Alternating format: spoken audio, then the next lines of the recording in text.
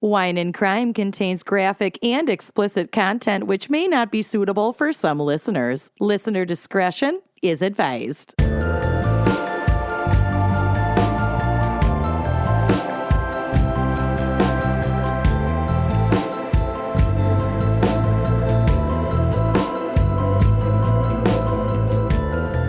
You are listening to Wine and Crime, the podcast where three friends chug wine, chat true crime, and unleash their worst Minnesotan accents. Oh, yeah. We're here, folks. That felt like a good one. Yeah. Cash. Well, It's this natural. is Ep308. So Yeah, I might be Should getting the hang be. of this. Should be getting the hang of it by now, but it's finally sinking in. I'm Kenyon. oh my God. I'm Lucy. I'm Amanda. Oh, Wow, we're finally getting there. We're doing it, Peter. it's going too well. Something's Si going to se go wrong. puede. Si se puede. Let's just get right into it because Let's do it. some of us have shit to do later today. Ugh, all Yeah. of us. Adulting sucks. It's only chores and errands and things that don't actually get Bring accomplished, joy. but you spend hours working towards accomplishing. It's relentless. There's no reward to being an adult. None. Yeah. Yeah. And So- I know that I Let's get right into it. let's get right into it, but I want to get this out first. You know, they talk about like lifestyle creep, where like when your income goes up, then also like your spending habits go up and things that aren't actually essential start to feel essential and whatever. Mm-hmm. Obviously, that has happened now that I'm in my 30s, but like I fucking know that I did not go through this many paper towels in my 20s. No. No. Mm-mm. Like, why am I constantly having to restock like toilet paper and paper towels and what, like, Because you live with a man and now a baby. And a baby. but even before the baby. It's the man. It's Zach. It's a lot of the man. The toilet Yep. paper, at least, is the Yeah, man. that's the man. Mm-hmm. Mm-hmm. It's just a lot of like restocking. I spend half my day restocking. I make Bill do it so that he understands the gravity of what he has done. I That's shouted the at trick. Corey about weaponizing his incompetence last night. Good. Fuck that shit. Yeah, it's Real. not great and it's super real. Anyway, let's get into it. Let's get into it. Okay, we have a very special fan pick this week brought to you by Hannah O'Sullivan. Oh, Hannah O'Sullivan. And Hannah has selected the topic Reformation Crimes. Mm-hmm. They And- sure did. We will get to it, but first, what's our wine crime pairing, Amanda, for Reformation Crimes? Yeah, unlike one member of our team, I did not intentionally misunderstand the assignment, which we will get to. So I wanted to do a pairing that is connected to at least what the fan picker was initially asking for, which was like, as I understand, stories of like reformed criminals. That is exactly what the fan picker intended. Okay, so that was what I Obviously, went we with. know, if you know me, you know what Oh, direction I'm going in. and I'm know. super excited about it. This is And what- your and what- homunculus moment. What prompted my text message last week? Yeah, Lucy even Should be tried to clear. be like, to be clear, she means reformed criminals. And I was like, too oh, late. I know exactly I'm what she clearly meant. doing the Protestant Reformation. Right. Don't at me. But it got me thinking about all of the layered and complex questions about, like, what is reform? What does reform look like? What is the end game? Oh, that's a pretty Ooh. bottle. Yeah. Nice. For reformation. And at least in my case, the end game is like success and not being in prison anymore, which Uh-huh. we'll get to. But I just thought, a little red blend would be perfect for today. End game, it just gets you pondering, like, what's the point of it all? If Yeah. reformation is the end game, then why is the justice system so built the way not that it is? rehabilitative. Yeah. Right. And it got me thinking, and then I was like, that is making me think too much about this topic. It must be the perfect pairing. Can I also say one thing about that label? Yes. It's round, and It is. It reminds me of what's it called? The squirrel trap prisons. Oh, It's like a certain yes. design of prison that's round. You can visit one that's built like that. Maybe it was one of the first ones built like that in Philadelphia. There's a state penitentiary that is no longer open, but you can do, it's like a museum and you can do tours of it. And Bill and I went and did one. And the audio tour is narrated by Steve Buscemi. What? It's an experience. It was really fascinating, but it has like a central hub and then there's like a spoke off of the central hub that is like an entire cell block. Is the word for that squirrel trap? Lucy just said that so it's the way that it's squirrel something. Let me look at it. There's also one near Omaha that is haunted, and I think you can spend the night there. Ooh. Okay. Sketchy. But yeah, so she is a French red blend. Squirrel cage jail. That's what it's called. Squirrel cage. Squirrel cage. So you were close. Yeah. Squirrel something. Basically, squirrel trap. Yeah. She is primarily Grenache Syrah Mourvèdre, which is oh my God. a perfect red your blend. Sweet spot. Yep. She's French, so, you know, she's going to have those like Mediterranean influences. You know, she's going to have that spice. She's going to have beret. Yeah, she's going to have a raspberry beret. She's going to have attitude. some a smoking habit. A smoking habit. Maybe she doesn't shave her armpits. Maybe she likes black and white stripes. Yeah. Maybe she's a mime. Maybe she's a mime. You don't know her life. She's definitely lush. She's rich. She's balanced with some nice acidity. You're going to get some like fruit and berry on the nose and on the kind of the front of the palate, but it's going to be balanced out with some spice, that, you know, traditional black pepper. There are a lot of tannins in this. That's going to contribute to that dry kind of like lip smacking. It's just got like tons of dimension. Which mimes can't do. I mean, they can do the motion. They can make the motion, but not the sound. Right. Mm-hmm. Yeah. Yep. She is also a popper, so you're going to want to grab your XOXO, the Wine and Crime Gals wine key off of our online store, wineandcrimepodcast.bigcartel.com. We also have other merch, but this one's just very convenient to plug. Yep.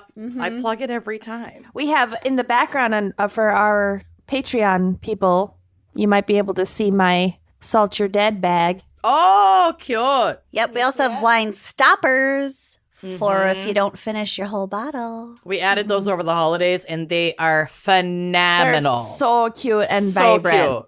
Yeah, love them. All right, shall we pop? Yeah. Yeah. Here we go. Oh, French pop. Yeah. The French pop. The end game of this was to get a good pop. Bon pop. And we got it, babes. What are y'all drinking? Well, I have a migraine aura, so I am drinking a Coca-Cola because it is not alcoholic and contains caffeine. And then I'm going to chug more water. Great for you. Love that. I'm drinking ice water because I am going for a mani-pedi after this. Losers. And then I'll have some wine. Losers. Guess I'm drinking alone. Sorry. Cheers, y'all. Hashtag not an ad, but I caved to one of those Instagram ads for like fancy press-on nails. I just took mine off so I could put on a new set. So what company do you have you bought? Oh, I just get all of my press-ons from Sally Beauty Supply, and I have like a gel kit at home. I do the whole thing. You do the whole thing. Okay, I want to not do the whole thing and just strap those puppies on, but they haven't arrived yet. So. I love getting my nails done, but it is expensive, and your girl has no money because weddings are crazy. Yep. And so I've Especially been your wedding. I'm being good with my budget. Like I actually really am.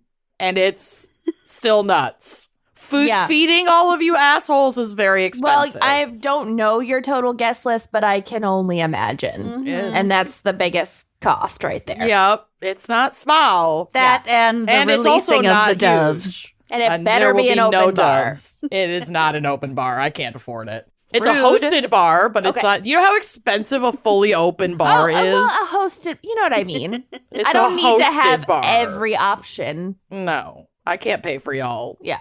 But I need booze. Right. You'll have booze. Okay. Trust. All Anyway, right. I will have booze right now. Nice pop. Yeah. Cheers. Pop. All right, Lucy, what is our background and maybe psych for Reformation crimes? I wouldn't say there's no psych, Okay. but I wouldn't say there's ample psych. correct. Okay. So, as we discussed, Hannah, our fan picker, wanted to discuss criminals who have been reformed. But as we know for a fact, Kenyon intentionally misunderstood the assignment. God bless her. I mean, my case ties in. Okay. Yeah. I love it. I love every time you take a deep dive into some history, like weird shit. Mm-hmm. There are also a couple of different ways to interpret quote unquote criminal reform. So I'll just be talking about reform from a couple different perspectives. And we did have prison crimes. We've ranted about this topic a lot. A lot. Yeah. So if you don't hear us say anything in this episode, we've probably already said it like 15 times. Mm-hmm. Yes. So prison reform is an agenda that seeks to improve the efficacy of the penal system. Penile. There's a word called penology. How gross is that? Luck. Oh. Gross. Is it the study of the penal system or is Yeah. it? Okay. Of the penis. Of the penis.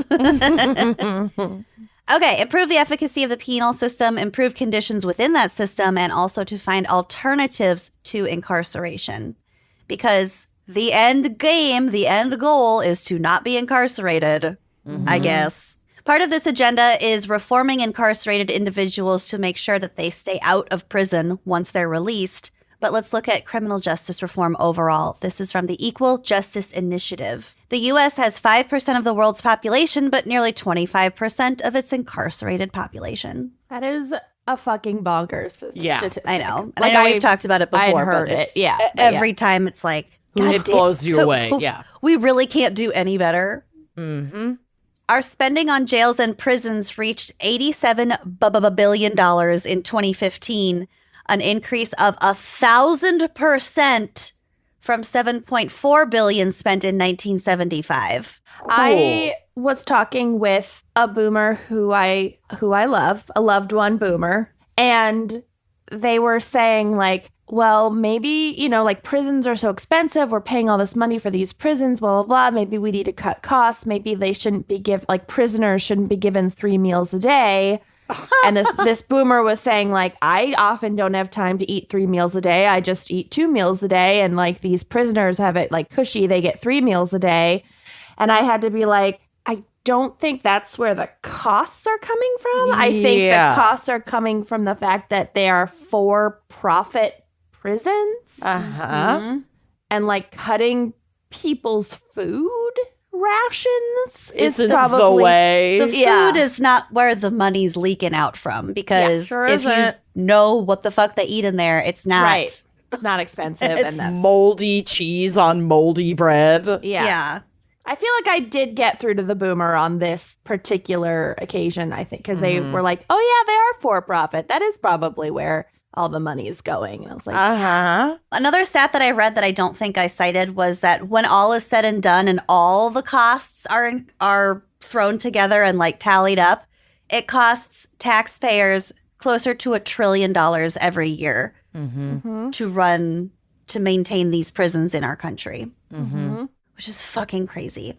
In 1972, there were only 200,000 people incarcerated in the U.S. Today, that number has grown to 2.2 million.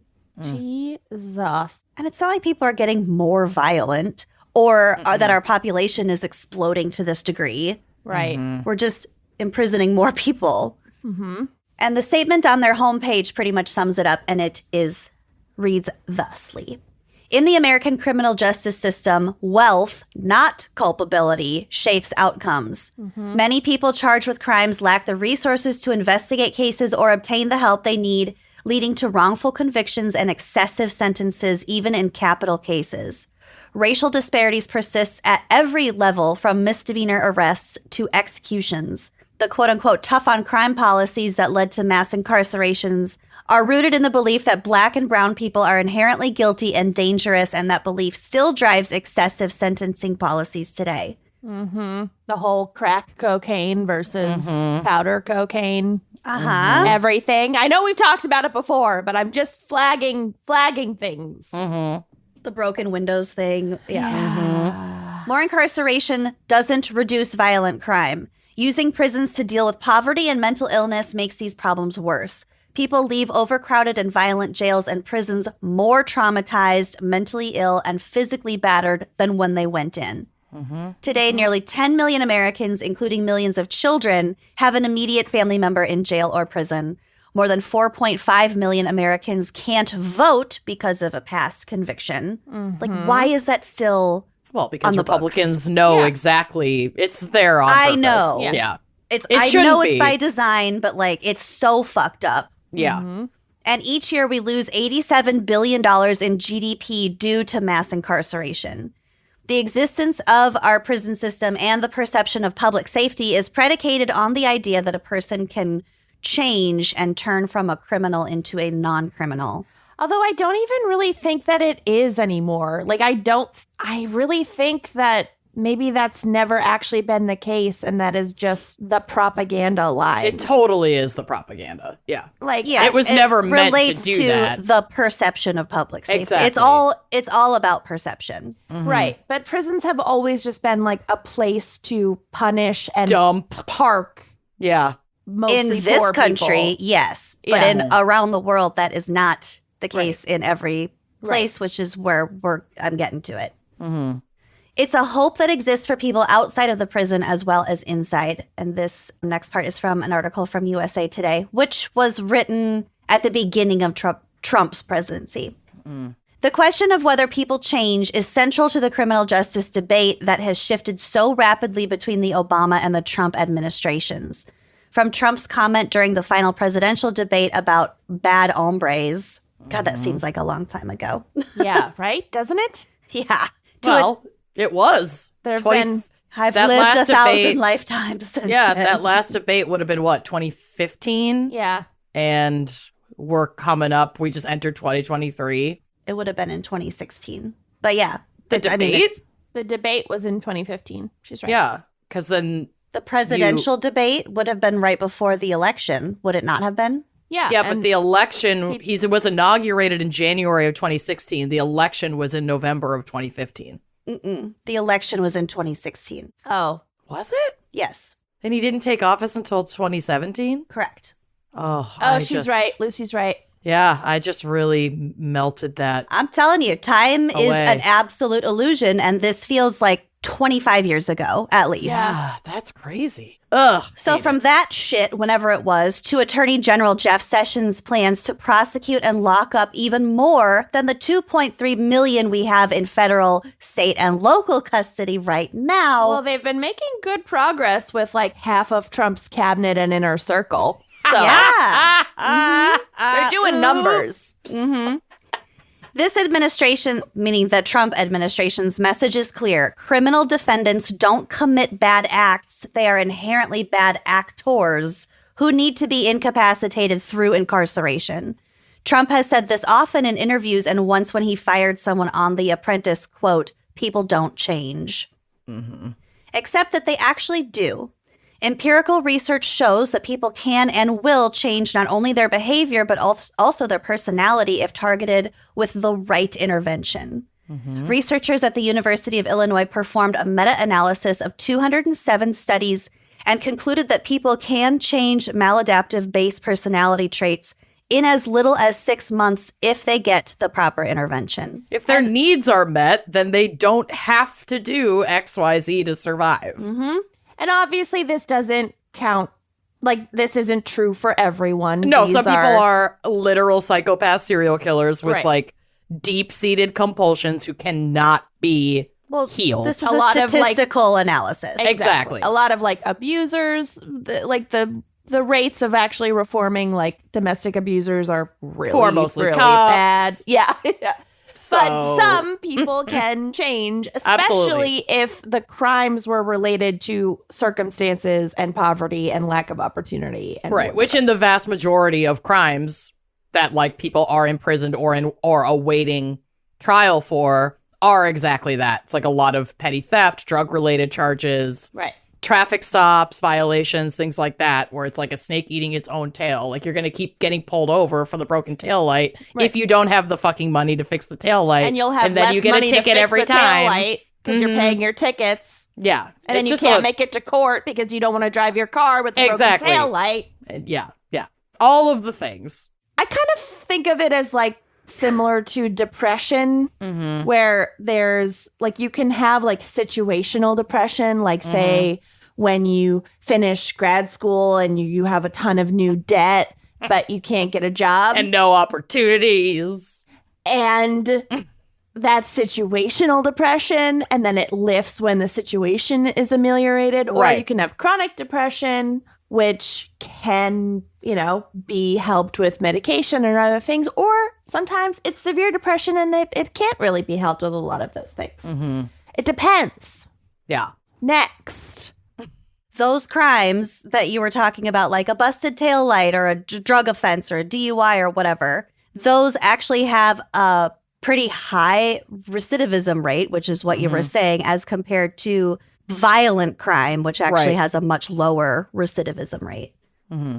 That said, I feel like sentences for violent crimes are usually a lot longer, so your opportunities for getting out and then reoffending and going back into prison are like lower, just because you're more likely to be in prison longer. And the older you get, the less likely you are to reoffend in general, just across the board. That makes sense. So there's that. There's a lot of statistics and a lot of theories, but it is hard to like compute and analyze this in a really like holistic way. Right. Whether incarceration is the proper intervention for everyone is debatable. Criminal justice is the only sector which measures its successes by counting its failures, which is sort of what Amanda said earlier. Recidivism, which again is reoffending by someone who has been disciplined for breaking the law, is measured differently across jurisdictions. The National Institute of Justice reports that 76.6% of released prisoners are rearrested within 5 years, further supporting the idea that many caught in the system are incapable of change. But the flip side of the recidivism statistic confirms that 23.4% of ex-offenders reformed themselves. And also just like being arrested and like being caught doesn't necessarily mean that you're committing more crimes. You know what I mean? Like you might just be more likely to be caught because you might be in a more heavily policed neighborhood. You might, like there's like so many circumstances. Plenty of people commit a lot of crimes every day in a row and don't get arrested for them and don't get caught. That doesn't mean they're not committing more crimes. Right. You might have lost your job because of a previous incarceration, and then you're more desperate because you're not employed, and then that leads to just more and more. It's a snowball effect when it comes to these public order type crimes. Right. Or like when you are caught, you're more likely to actually be arrested and charged because you have a previous conviction on your record. Exactly. Instead of like, oh, well, just like a young kid making a mistake and give them another chance. Well, and certain things are criminalized as part of like your parole, where like Lucy mentioned if you lose a job, it's like that could be a violation of your parole to not be working. And then you have a conviction on your record and it's hard to get a new job. And now you are a criminal just for being violating your terms of release for being unemployed. Same thing with housing. It can be harder to get housing, but it could be a term of your parole that you need housing, but then you can't get housing with a conviction on your record, and then the act of literally being unhoused is a criminal act. And now you violated your parole and you're going back to prison. Like, how do you fucking ever get out of it? So this cycle is apparent lack of any kind of reform in this country. So misperceiving crime as a lack of character rather than a suspension of it will continue to impede justice reform efforts under the Trump administration. Many perpetrators had their normally law-abiding nature hijacked by drugs or illness. 80% of offenders abuse substances, and about 60% of arrestees test positive for illicit drugs. And there's upon literally their nowhere arrest. for them to turn. Like the wait times to get into any kind of treatment program are absolutely absurd, and you have to already be clean to like get into a lot of the treatment programs, which I know we've talked about before, but like that is fucking absurd.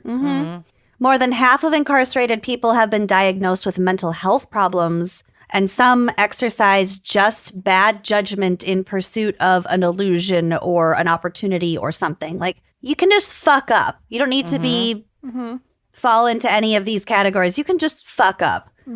So these prisoners don't need to change. They simply need to revert back to who they are with interventions designed to help them achieve that goal.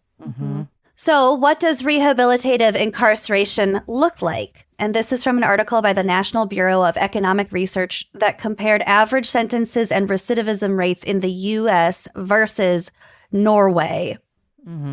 So in Norway, the average time spent in prison is a little over 6 months, which is similar to most other Western European countries. This contrasts with the average U.S. prison time of almost 3 years. Jeez. Which is in large part the reason why the United States is an outlier in its incarceration rate compared with the rest of the world. Norway places low-level offenders in open prisons with more freedoms and responsibilities than in U.S. prisons, and high-level offenders in closed prisons with more security. So this provides more separation between minor and hardened criminals. And that does not exist in prisons in the U.S. Yeah, these it does poor like kids a little sitting bit. Yeah, but then if you think about, like, we just did Rikers Island crimes. Right. These poor kids sitting in fucking Rikers waiting for a trial date because they couldn't afford their bail or some bullshit. There's a lot. It really depends a lot on the jurisdiction and also on your means. I mean, wealthier people can afford representation to Get 'em in a argue better their prison. way into a better and lighter prison that is, less violent and whatever.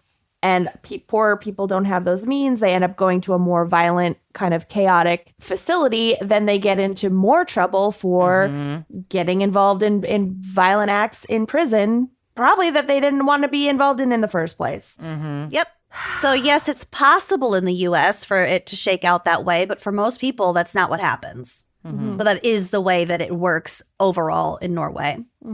There is no overcrowding in Norwegian prisons and better personal safety, with each prisoner being assigned to their own cell and a higher inmate to staff ratio than we have here in the U.S. Prisons in Norway also offer well-funded education, drug treatment, mental health, and job training programs.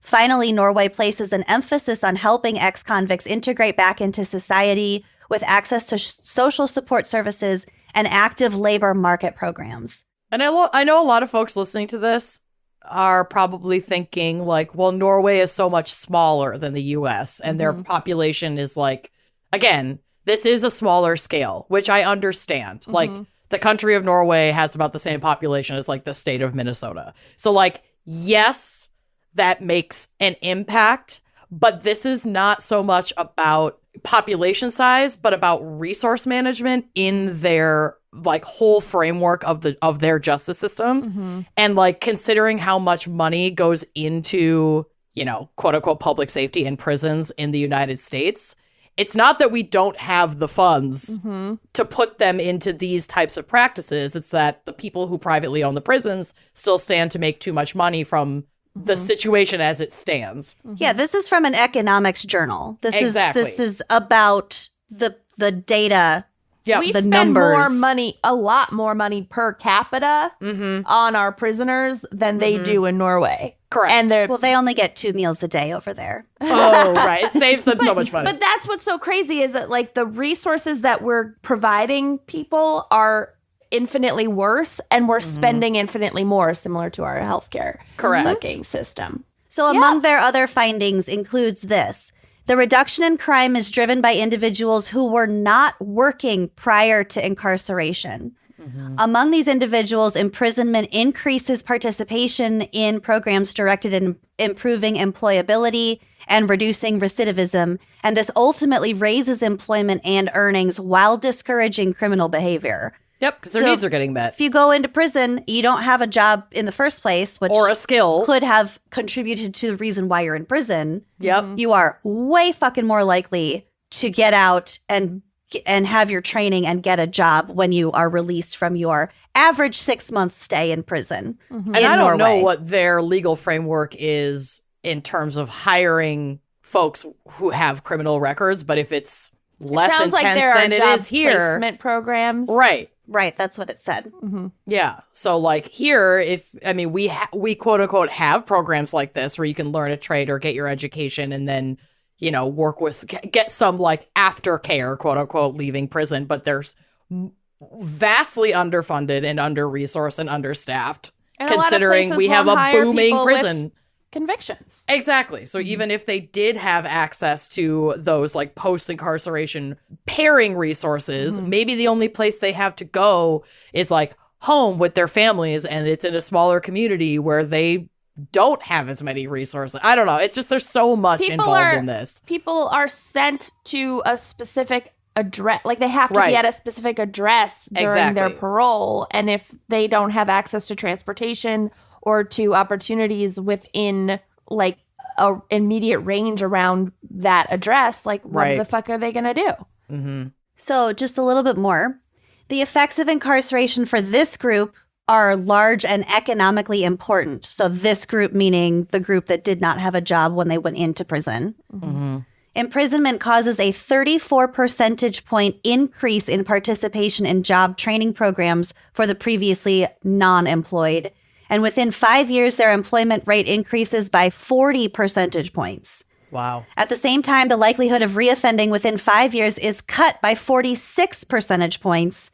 And there is a decline of 22 in the average number of criminal charges. Wow. So, like, it's insane how immediate those results. Yeah.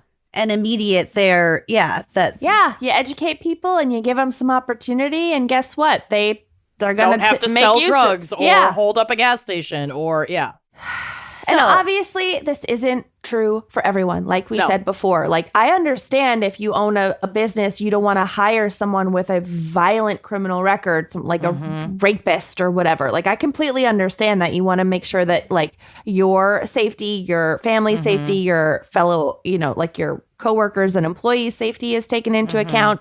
But we're not talking about those people. We're talking about nonviolent offenders or crimes that have been majority deemed, violent or penalized as if they were violent, but really, when you look at the facts, don't actually constitute a violent crime. Well, and at least from my experience working in like restaurants, a lot of the time we will hire folks with a criminal record, but like even if you're given that information, you don't necessarily have like the details on the nuances of their record. And so you just have to make, like, employers are also not provided with information to make a nuanced and educated decision on who to hire. And so we may be saying no to folks who deserve those opportunities because we have no clue. Yeah, it's just, you just check a box and then nobody's going to look once that box is ticked. And so imagine being required to tick that box because you were 15 and selling drugs to survive. And then that's on your record for fucking ever. When somebody else who had power over you was committing a more violent crime. Yeah. Okay. Yeah. I have one more paragraph, and this relates to a bunch of shit you guys were just talking about. It should be noted that Norway's prison system is expensive. However, prison reform is more affordable than it may initially appear in the United States and could even save money if prison sentences were shortened, which they fucking should be. The U.S. is an outlier in incarceration rates with sentence lengths that are roughly 5 times longer than the international average. Our calculations suggest that a European-style prison system with its higher costs but shorter sentences would result in significant U.S. cost savings. Moreover, to the extent that prison increases post-release employment, this would indirectly reduce expenditures on safety net programs and possibly increase tax revenue. I don't know why it wouldn't. Yeah, because you're paying taxes when you're employed. Yeah. And while it's difficult to monetize the benefits from fewer crimes being committed, the gains from reduced victimization are likely to be large. So from an economic standpoint, like, it makes total sense to not do this way we're doing it. One of the barriers to that, which we've already talked about, is the for-profit nature of a lot of our prisons, which means that there are literal, like, fucking lobbyists and fucking shareholders trying to make money off the backs of these people. 2, there are companies that make money from, I don't even know if you'd call it subsidized, from fucking exploitative labor from prisoners. Totally subsidized. Yeah. So that fight any kind of reform. And then lastly, there are a lot of communities where there's a large prison facility and there are a lot of jobs. Opportunities to be a guard, to be a, whatever. Mostly guards, but I guess like cooks, whatever. There's all sorts of like admin stuff. Yeah, and administrative, whatever. Cleaning and those communities don't want the prison to be shut down because it's their only source of income for the whole community. Right. And obviously, like, if we did a massive change and you could provide opportunities for people in that community to do more like social work type things or like job training programs, then there would be other jobs for them. But it takes more education to do that than it does to be a prison guard. Yep. So anyway, that's my segment. Phenomenal. Welcome to Very our comedy informative. podcast. Yep. It's important shit to discuss. And I'm glad we're discussing it. All right. Well done. Thanks. Let's hear a quick word from our sponsors, and then we'll go in a totally different direction. Yay! Reformation who? So, I recently birthed a child. No. What? You? And postpartum hair loss is very real, y'all. And I like my silky, strong, healthy hair in normal times. And I was kind of shocked to see it coming out in clumps. And that is why I switched to using all Vegamore all the time. And it is amazing. I've also switched to Vegamore. I'm obsessed with their products. And Vegamore has really transformed my hair. Their clean and vegan approach to hair health uses smart botanicals that promote visibly thicker, fuller, longer looking hair. I just saw Lucy when we did the Chicago shows and I was like, girl. She goes, not to sound like a Vegamore ad, but your hair looks really good. It does. It really I does. also I was noticed like, how damn. good your hair looks. Oh my God. Speak up. So she was busy. I took care of it. So with help from Vegamore, get healthy, beautiful looking hair without the use of harmful chemicals. All their products are cruelty-free and never contain potentially harmful chemicals like parabens or hormones. Also, as someone who does consistent hair color, it's so lovely not to use products that are going to strip all that like healthy protective oil and good stuff out of your hair. Don't do that. Use the good stuff. Use Vegamore. Vegamore has something for everyone looking to improve their hair health. The Grow Revitalizing Shampoo and Conditioner Kit works together to visibly thicken hair and improve hair from the roots. You just massage the shampoo into your scalp for 60 seconds and then follow up with conditioner on the links and the ends. It's as simple as that. And if you're like me and you're super fancy, you can use that like Grow Revitalizing Serum. It's like a spa every time I take a shower. I am obsessed. So having Vegamore as my go-to shampoo and conditioner is an absolute game changer for my overall hair health. I'm just noticing how much softer and like fuller my hair feels. And I have complex hair. Like a lot of my hair is not mine. So I have to be careful with what I put on my head, and Vegamore is crushing it. With Vegamore, there is no risk when trying because they have a 90-day money-back guarantee. But with 91% of customers saying they saw visibly thicker hair with Vegamore in just 3 months, you're not going to want to run out. No, you're not. So give your hair exactly what it's been craving with Vegamore. Go to vegamore.com/gals and use code GALS to save 20% on your first order. That's vegamor.com/GALS. Use code GALS to save 20% at vegamore.com/gals and treat your hair. Trade it. It is a fact of life that most bras suck. And Worst. That's a real bummer.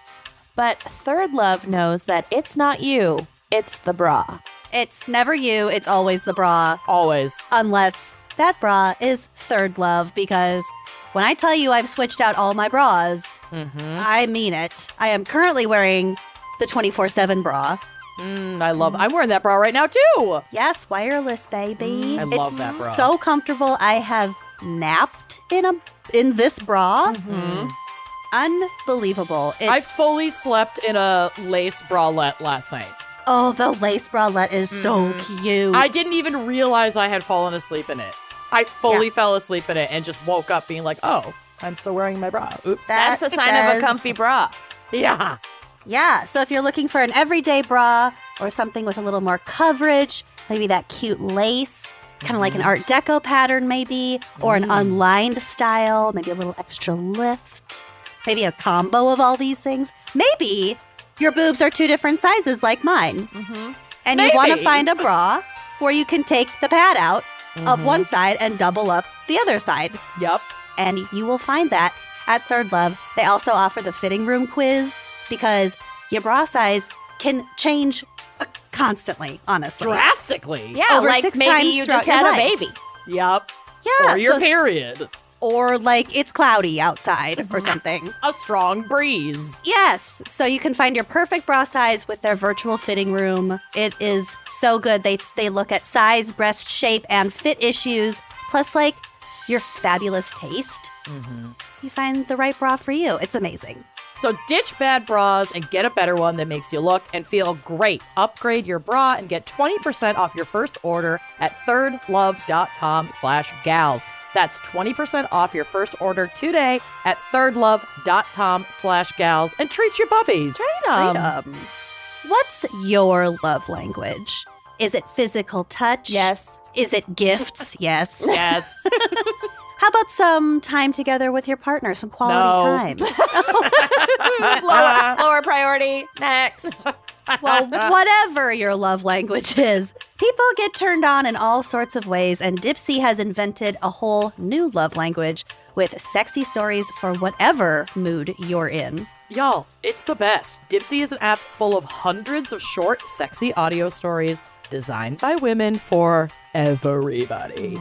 They bring scenarios to life with immersed soundscapes and realistic characters. You can discover stories about second chance romances. I love those, as I feel like I create a second chance romance story out of me and Bill's story because we went to high school together and like I thought he was cute one time. Yeah. So I've just crafted this narrative that we're like long lost, separated by circumstances. Yeah, he went to war / college. Yeah, pretty much. He went to Duluth. UW Stout for 1 year and then transferred to Duluth. That sounds like war to me. So I love it. You can, there's stories about adventurous vacation flings, hot and heavy hookups, really anything you want. It's radically inclusive. So Dipsea has stories for straight and queer listeners, and 56% of stories are voice acted by people of color. And you have never heard celebrities like this before, okay? So you can listen to stories voiced by Sarunas J. Jackson, ER Fightmaster, and Luke Cook, and new content is released every week. So in between listening to your favorite stories again and again, you can always find something new to explore. And I love their soothing sleep stories. They have these wellness sessions and sexy stories that you can read if you're like, earbuds aren't charged. Hi. It's me. I'm the problem. It's me. So let Dipsea be your go-to place to spice up your me time, explore your fantasies, relax and unwind, or heat things up with a partner. Oh, yeah. Fun. So for listeners of the show, Dipsea is offering an extended 30-day free trial when you go to dipseastories.com/gals, GALS. That's 30 days of full access for free when you go to DIPSEA stories.com/gals, dipseastories.com/gals, and treat your me time. Ooh, treat it. I just want to say that my case weirdly fits. And it does involve someone trying really hard to get out of prison and getting out of prison for a little while and then being sent right the fuck back. While you dive in, I'm going to enjoy a stroop waffle. Oh, man. I want a stroop waffle. Well, get some. Okay. Get some, bitch. Fucking Well, get some. bitch, you Get should have your gotten own. some. Okay. Sounds like a you problem. Thomas Fickle Cranmer. That's not actually his middle name, but it fits. Okay. Was Gave him a name. I was just trying out different middle names. Thomas Danger Cranmer Yikes. was born in 1489 Oh, in banger of a year. Aslicktown, Ass-licker. Town. a small village in Nottinghamshire, England. What? What? Are you going to do geography? Oh my God, how did I forget to do geography? I think I got distracted by Aslington. Do it on the fly. I'm gonna, during the commercial break, I will catch up and do some geography and derail your case with it. Great. You know what joke we didn't make for photography crimes? What? Photography! It's time for photography! Yeah, we didn't. Well, opportunity lost. A week late. Damn. Oh, that stroopwafel looks good. Yeah, it looks good. Okay. So Thomas was the second son of, wouldn't you know it, Thomas Cranmer and his wife Agnes. Thomas Danger the First. Thomas Cranmer the Elder was of modest but sufficient wealth to leave a comfortable living to his oldest son, not Thomas, John. Wow. Who inherited the estate not Thomas when their dad passed away. This is my son, not Thomas. Oh, who's your favorite? Not Thomas. Not Thomas. So young Thomas was only 12 when his father died, and it was then decided that he and his younger brother Edmund would pursue careers in the church. So that's just kind of how it worked for like a millennia up until modern times. The first kid got all the money, and then the other kids had to become priests or something. Yeah. And so at 14, Thomas left home to attend Jesus College. Same. I left college to attend Jesus College. Which sounds very legit. Jesus College. Jesus College. It's one of Trump's many universities. Jesus Online. You can get your diploma in 60 minutes or less. Oh my God. Luck. So here he studied logic, which I think is a bit tough for the like he performed miracles crowd. Yeah. At Jesus College. I studied logic at Jesus College. Sure he did. Oh my God. Wow. I want to major in logic from Jesus College. And then take your postgrad at Havrad. Oh, and I will be buying all the college merch. Oh, yeah. All of it. Also studied classical literature and philosophy. He would later state that, quote, the marvelous, severe, and cruel schoolmaster that he studied under, quote, instilled in him a permanent uncertainty and pliability. Okay. So basically he said that he just had a really fucking mean and cruel and abusive teacher. And so I was really scared of him, so I did well because I didn't want to die. But now I'll never be sure of felt myself. Safe, basically, he basically saying I never felt safe, and I just had to like roll with whatever he wanted, which would serve him sort of well in his life, and we will get to it. Being very adaptive. I always say you got to break them all the way down. Yeah. Before you can build them back say up. That? Yeah. Like children are like clay to be molded. God. Yeah. And seen and not heard. You never hear clay mouthing off. Yep. Thrown on that spinning table and soaked in water, and then you can do what you want. Yeah. Oh, God. Okay. Nonetheless, young Cranmer remained at Jesus College for 11 years. Thomas Cranmer of the Cranmer Cranmers? Of the Thomas Cranmers? Of the not Thomas Cranmer Cranmers? Of the Cran Raspberries Cranmers? I'm more of a Cran Apple girl, but... Oh, I'm a Cran Raspberry. I'm a Cran Raspberry. Sometimes a Cran Mango, a Crango, if you will. Oh. Crango. So, I don't think I've ever seen a Crango. Crango. Your eyes God. peeled. It's got the yellow banner on the label. I do love a dried cranberry in a salad. Oh, a cranin. With some blue cheese, some walnuts. Yeah. Okay, so he, at Jesus College, he earned his bachelor's and master's degree, and then he was given a fellowship at the school. Sometime after he finished his studies, though, he married a woman named Joan. And this next sentence that I'm about to read has something special for both Lucy and Amanda in it. So tag yourselves. Okay. Not much is known about Joan. She is described by the Encyclopedia Britannica Lucy's tag. Whoa. as, quote, a relative of the landlady of the Dolphin Inn. God damn it. And the Dolphin Inn was located on Jesus Lane. Ew. Jesus. Slit lane.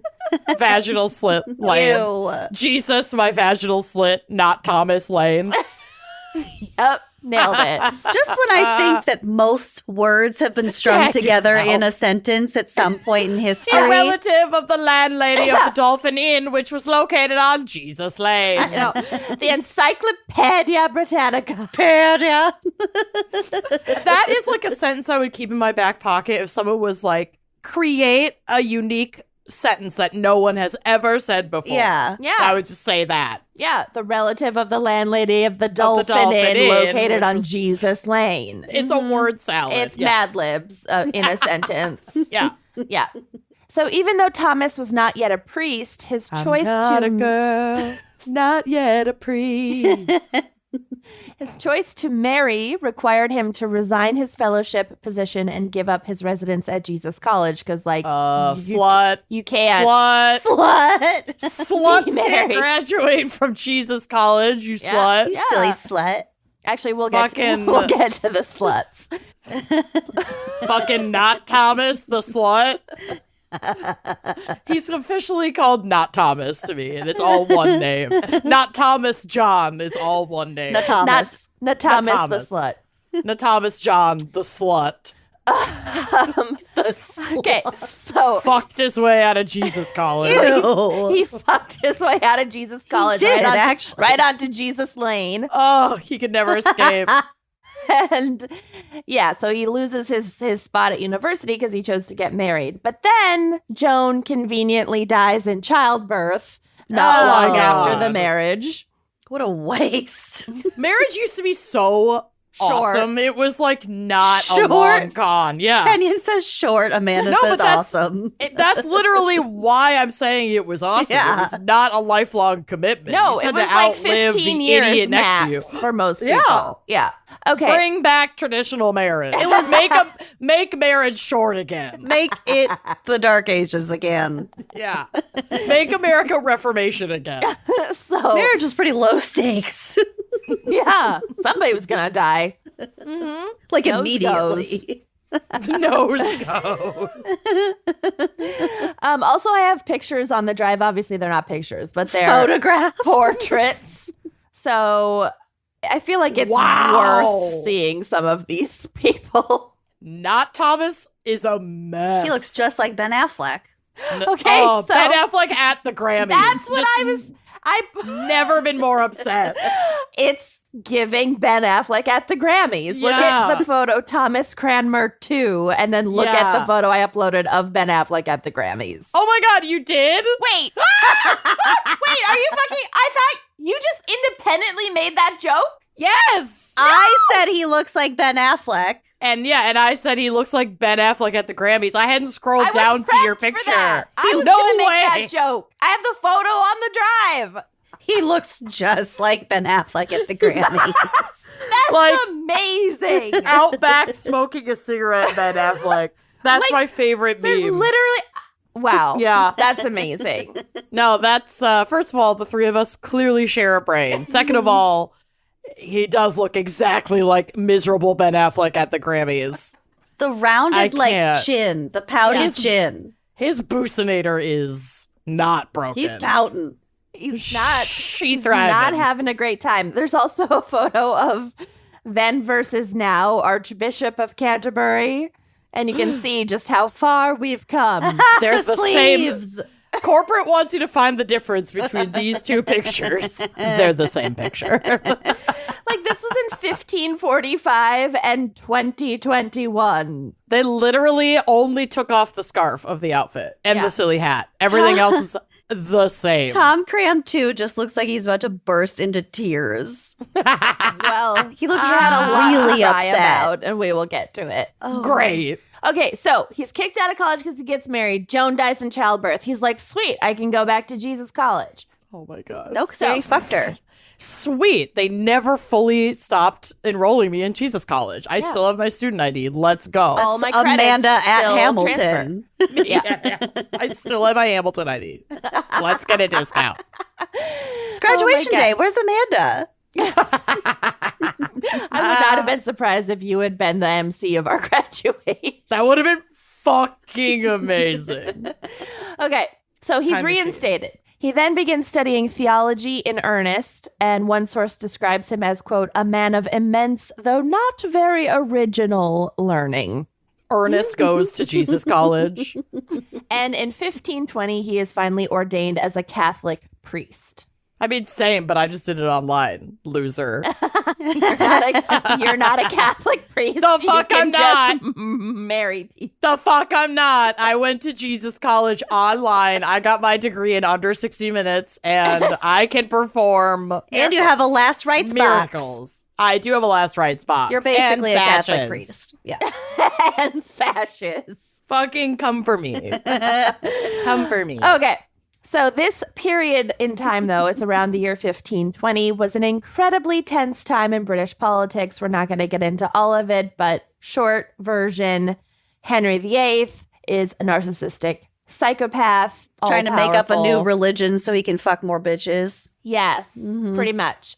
He had been married for a long time to Catherine of Aragon, and initially they were happy and they had a baby named Mary, but then she kind of gets old and she can't give him a son, even though we now know that She gets is old, not how so that she's works. like 16 or 17. Yeah. She can't She's give like him a son. 30 something.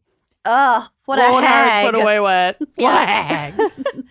And he gets the hots for Anne Boleyn, but she's holding out because she wants a ring and whatever. So Henry needs to go to the Vatican to get an annulment. After And the Vatican many is- years and a child. Yeah, they'd been married for like 20 years. And the Vatican was like, fuck no. And part of that was because it was just like stupid on the face of it. And part of it was because they were trying to kiss up to Catherine of Aragon's relatives. Anyway, okay. So in 1527, after completing a Doctor of Divinity degree, Cranmer was assigned to assist with the annulment proceedings, like trying to get the Pope to agree to this fucking annulment. But first, he's just like one person in this big delegation, all working on this for years. In 1529, there's a little blip. He leaves Cambridge. He goes and stays with relatives outside of London because there's a fucking outbreak of plague in the city. And so he's trying to not get plague, which is exactly what a priest should do. Just flee from That's what they the all needy. fucking did. Yeah. Also, I feel like in another life, I'd be like, wow, can you imagine what that would be like? And now in a post-COVID world, I'm like, oh, Yeah. just living every day of my Oh. life trying to avoid plague. He left Brooklyn and bought a farmhouse in the Catskills. Yeah. Can't blame him. Got it. Hi, Kenny.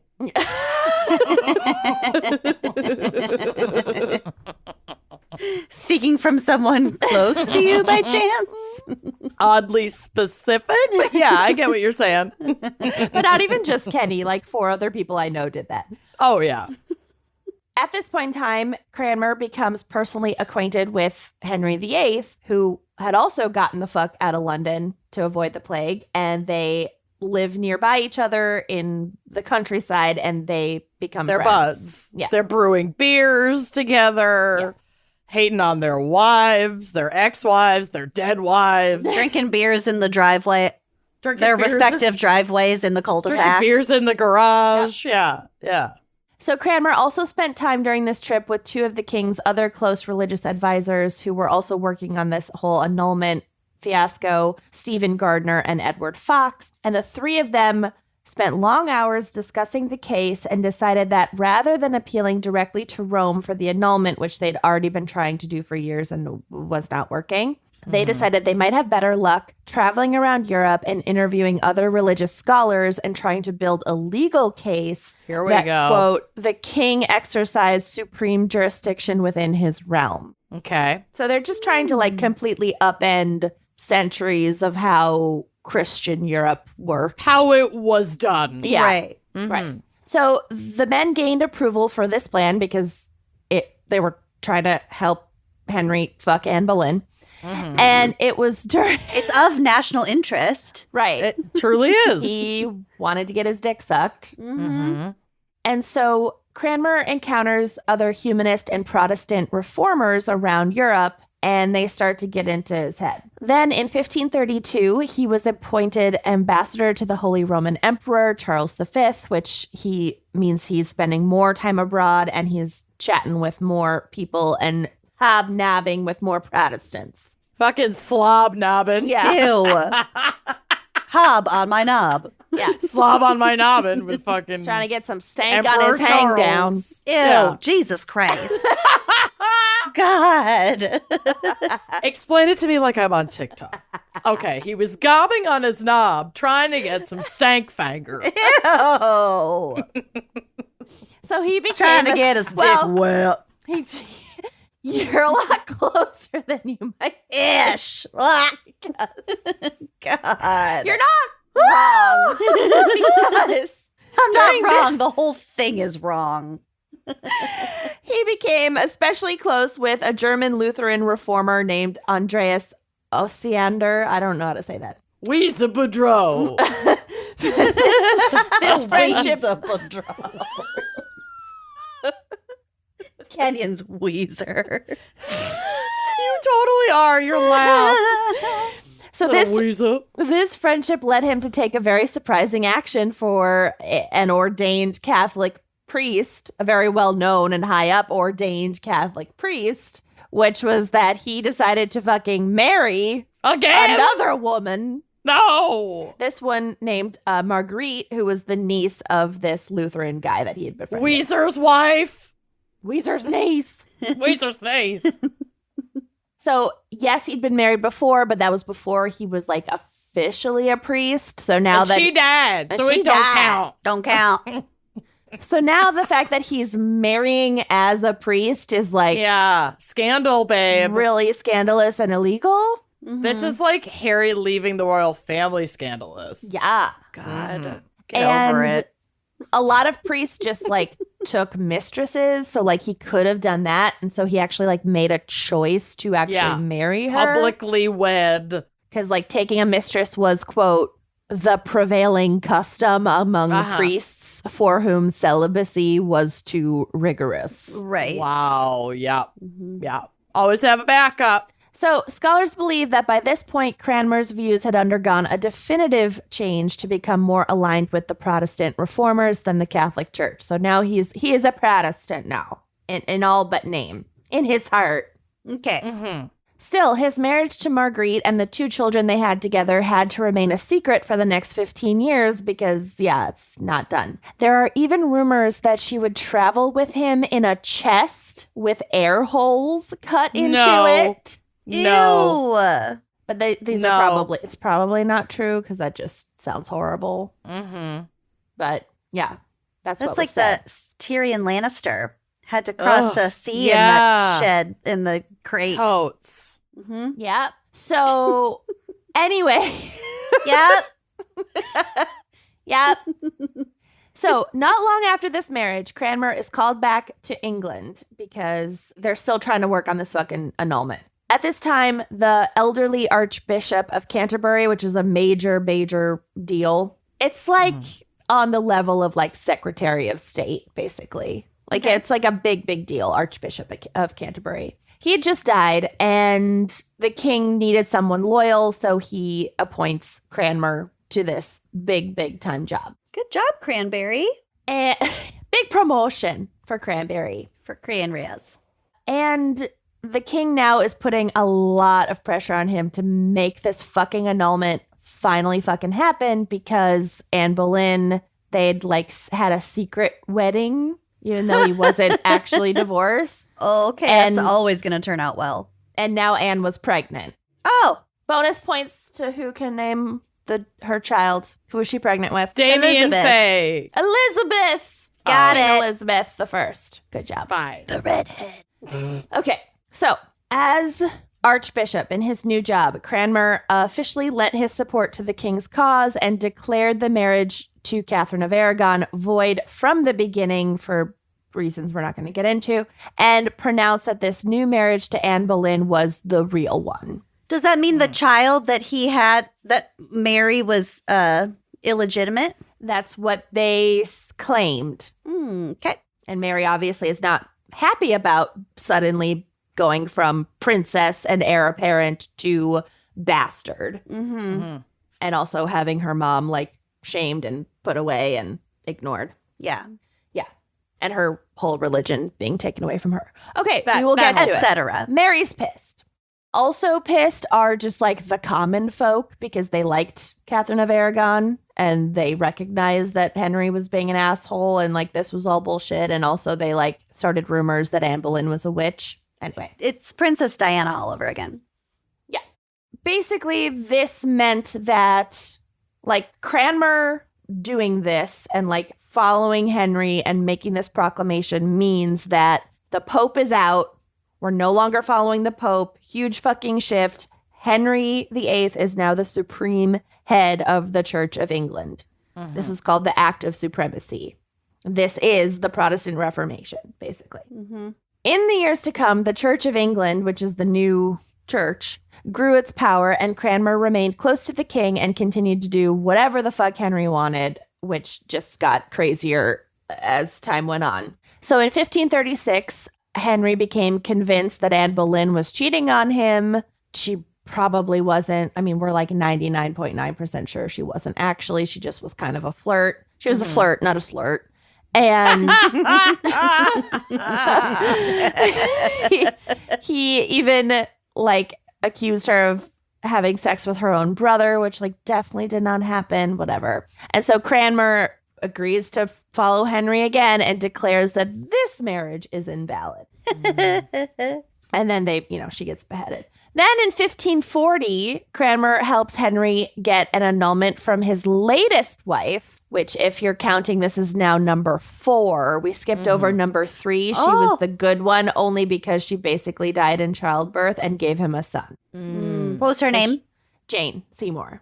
Oh, yeah, Jane. Seymour. So we got Wasn't Jane Seymour the actress who played Yes. Dr. Quinn Medicine Woman? Yes. good call. Oh, That was a Good memory. fantastic program. such a fantastic program. I watched it with my grandma. That's why I call it a program. Oh yeah, Oh, her shows are on. oh, my shores. Such a great program. Gotta watch my stories. Okay, Not to be so confused with program. no, but there will be those, and we'll get to it.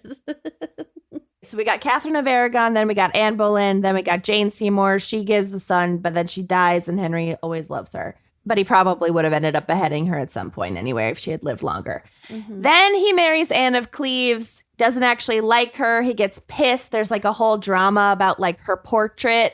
Like Hans Holbein like sends a portrait of Anne of Cleves to Henry VIII, and she looks wasn't hot. right. And then she shows up in person, and Henry's like, "You're not as hot as your picture." Catfish, the first catfishing.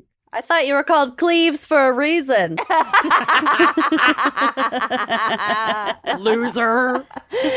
And also he like claimed that she smelled bad, but like he smelled bad. Yeah. So like go off, but whatever. Yeah. Go People off. who live in smelly houses shouldn't throw Febreze. So anyway, Okay. so they annul this marriage, but they stay friends actually, which is kind of funny. And then in 1542, Cranberry was instrumental in the investigation that resulted in wife number 5. Good Lord. Wow. Her Went for it. beheading, also due to supposed cheating, although she probably did actually cheat. Well, But it's not really her fault. She was like 19 and Henry was like old and gross and mean. and Yeah, And also ew, I she would might have cheat. been like groomed as a child. And stanky. And Yeah. very stanky. He's He had like an done. infected leg. Oh. Stop. I know. Having smelled an infected leg. Another stanky leg. There is an angry fly in here, and he will not leave me alone. Anyway, continue. Okay. For the watchers at home. Anyway, I hope that you have enjoyed that summary of most but not all of Henry's wives. Okay. So he's beheaded number 2 now. Okay. So there's evidence that Cranberry had mixed feelings about his involvement with all of these proceedings because obviously they're bananas and he is just willy-nilly like offering annulments and killing And people. executions. Yeah. What is agreed upon is that he did seem to be a true believer in the Protestant Reformation. Henry, really didn't care about religious details and doctrine as long as he was allowed to do whatever the fuck he wanted. Right. Let me do me. Yeah. I want my power and my women. Power. And y'all do whatever you want over here. Right. Don't involve me. So Cranmer became instrumental in shaping the new Church of England. And along with Thomas Cromwell, we don't have time to get into it, but you can read Wolf Hall if you're actually interested. He promoted the publication of an English Bible. And this was a big deal because up until then, the Bible had only been in Latin, whatever, it's fine.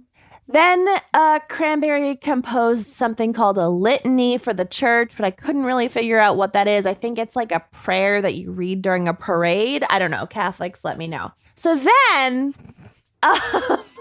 Or don't. It's fine. basically, a lot of what... He just is shitting on the Pope, okay? Yeah. Really hates the Pope. Henry is famously fickle.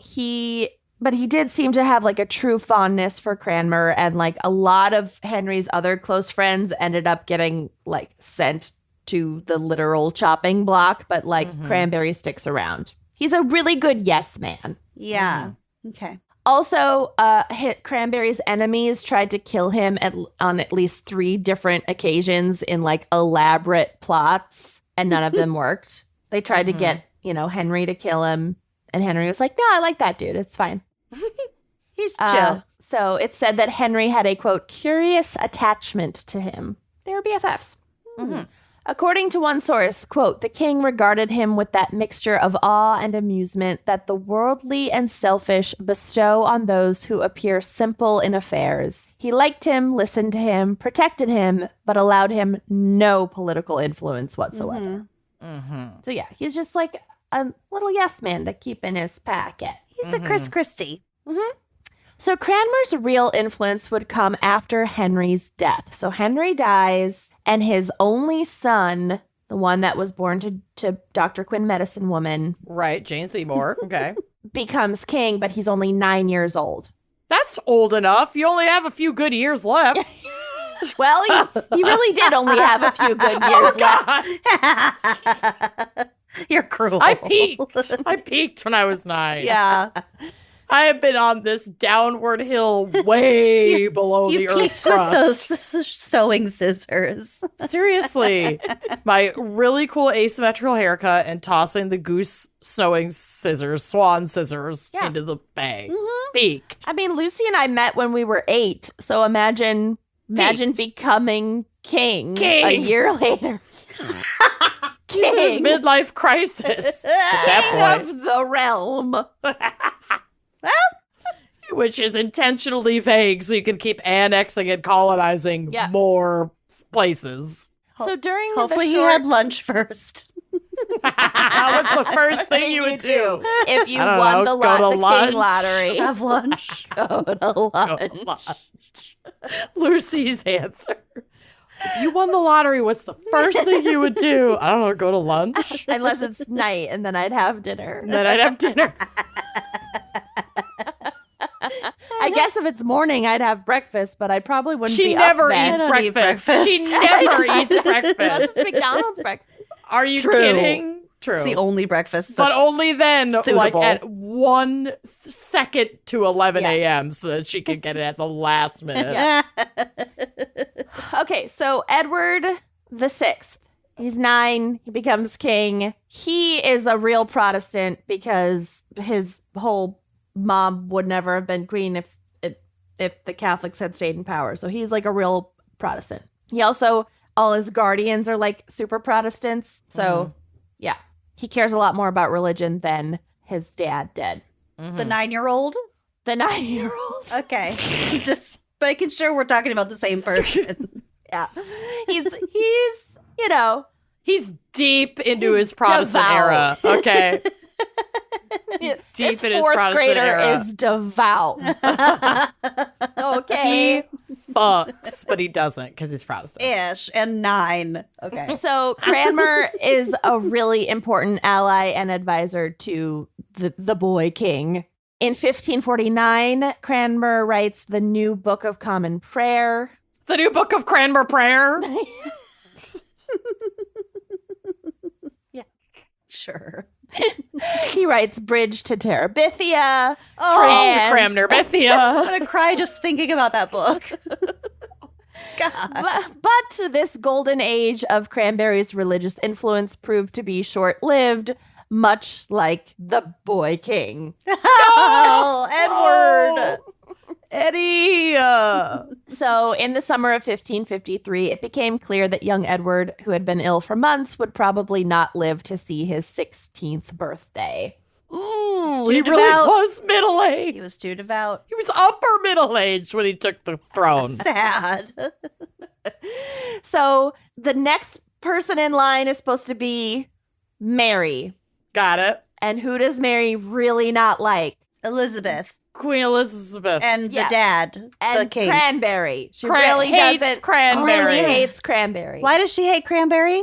Because he took up for her dad. Yeah, because he was instrumental in her dad, divorcing her mom and making her a bastard. Right. And Mary is super Catholic, and she's an actual adult, so she can actually make that decision. But Mary's mother is still alive, right? No, she died, was but she she- died naturally. Okay. She wasn't wasn't. sent to some She wasn't beheaded cold castle. or... Yeah. Got it. No, she had too many powerful relatives to actually be beheaded. So she just was sent somewhere to waste away and die, basically. Ugh, luck. Okay. Right?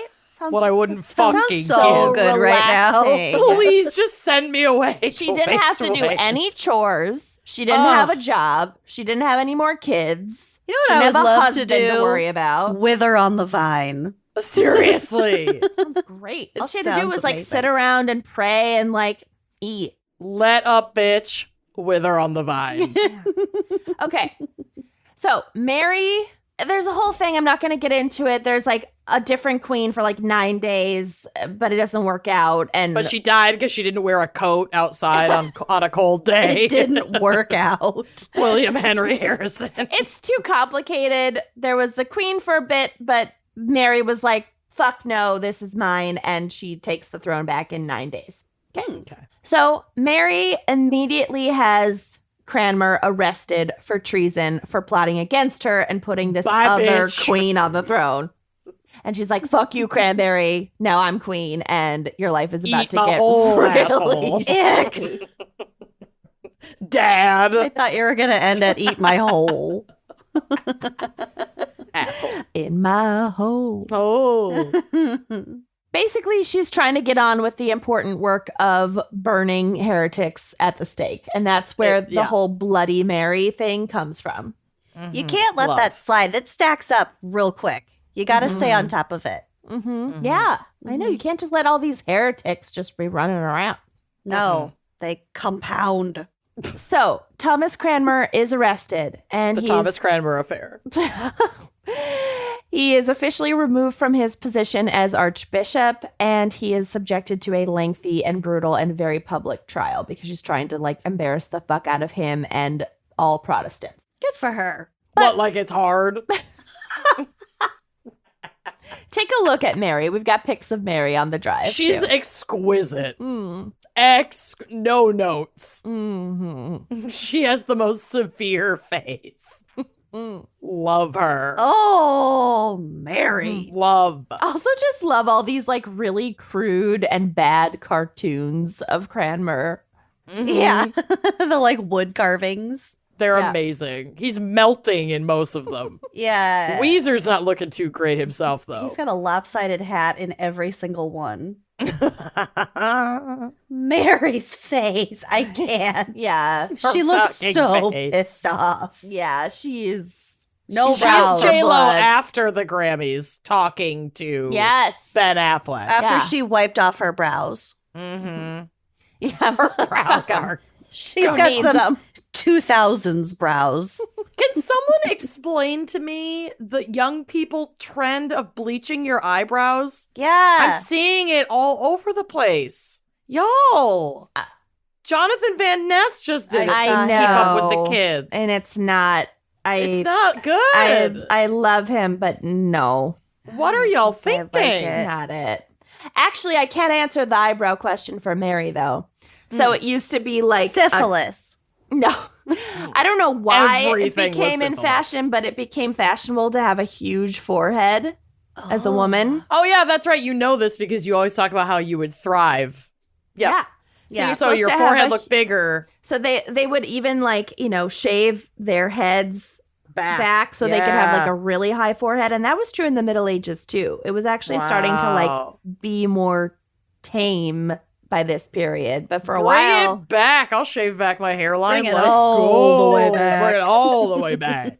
I want the Reformation, please. But only for women, not for men.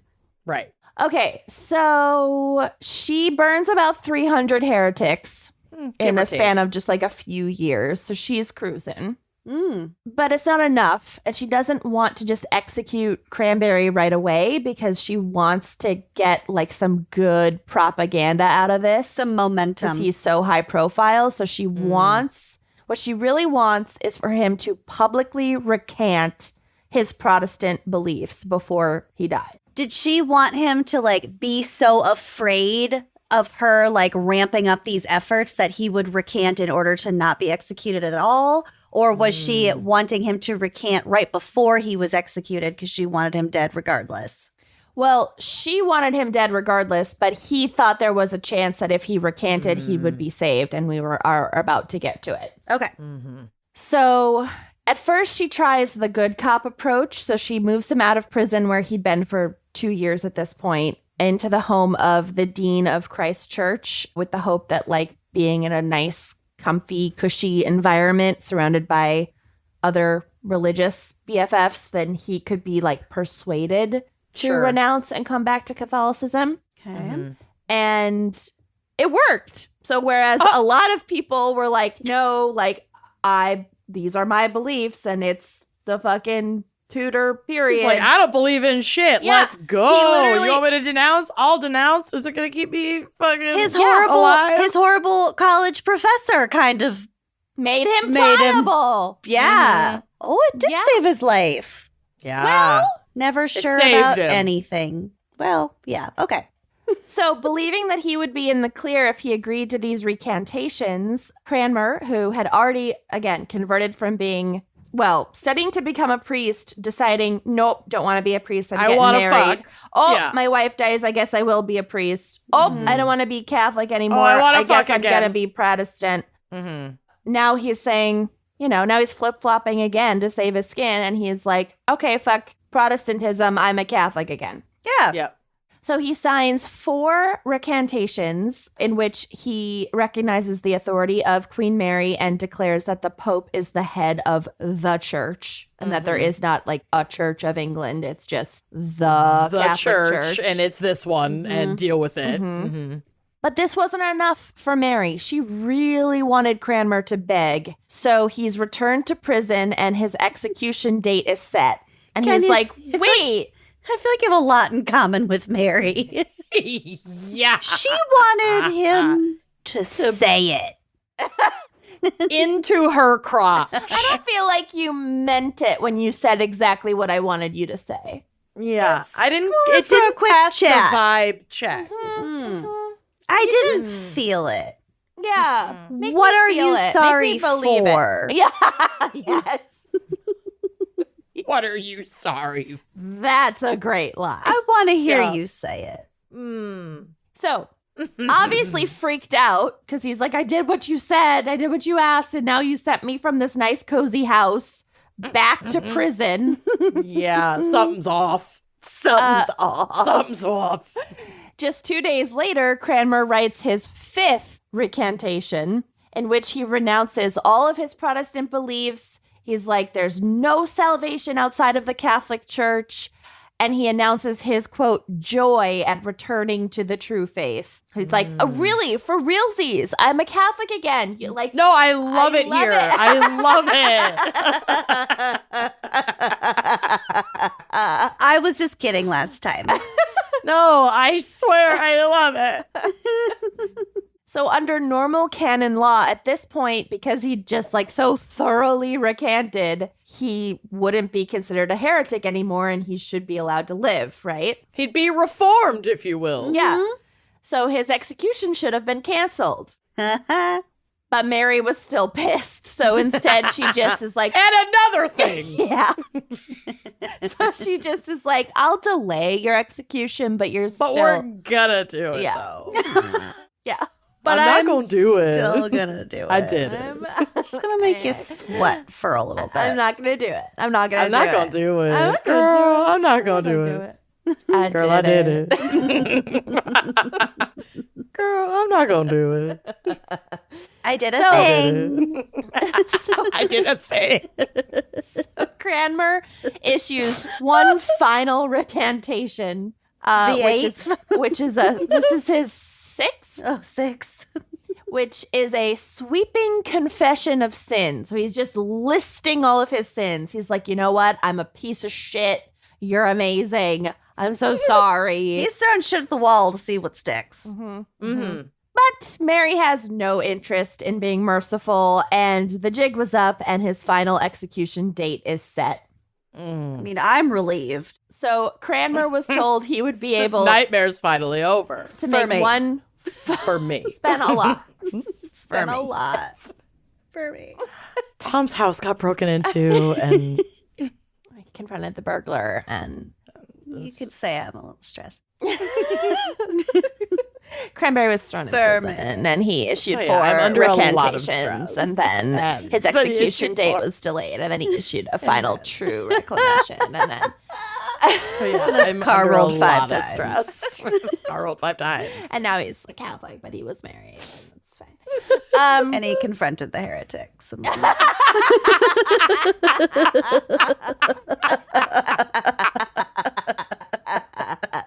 So he's allowed.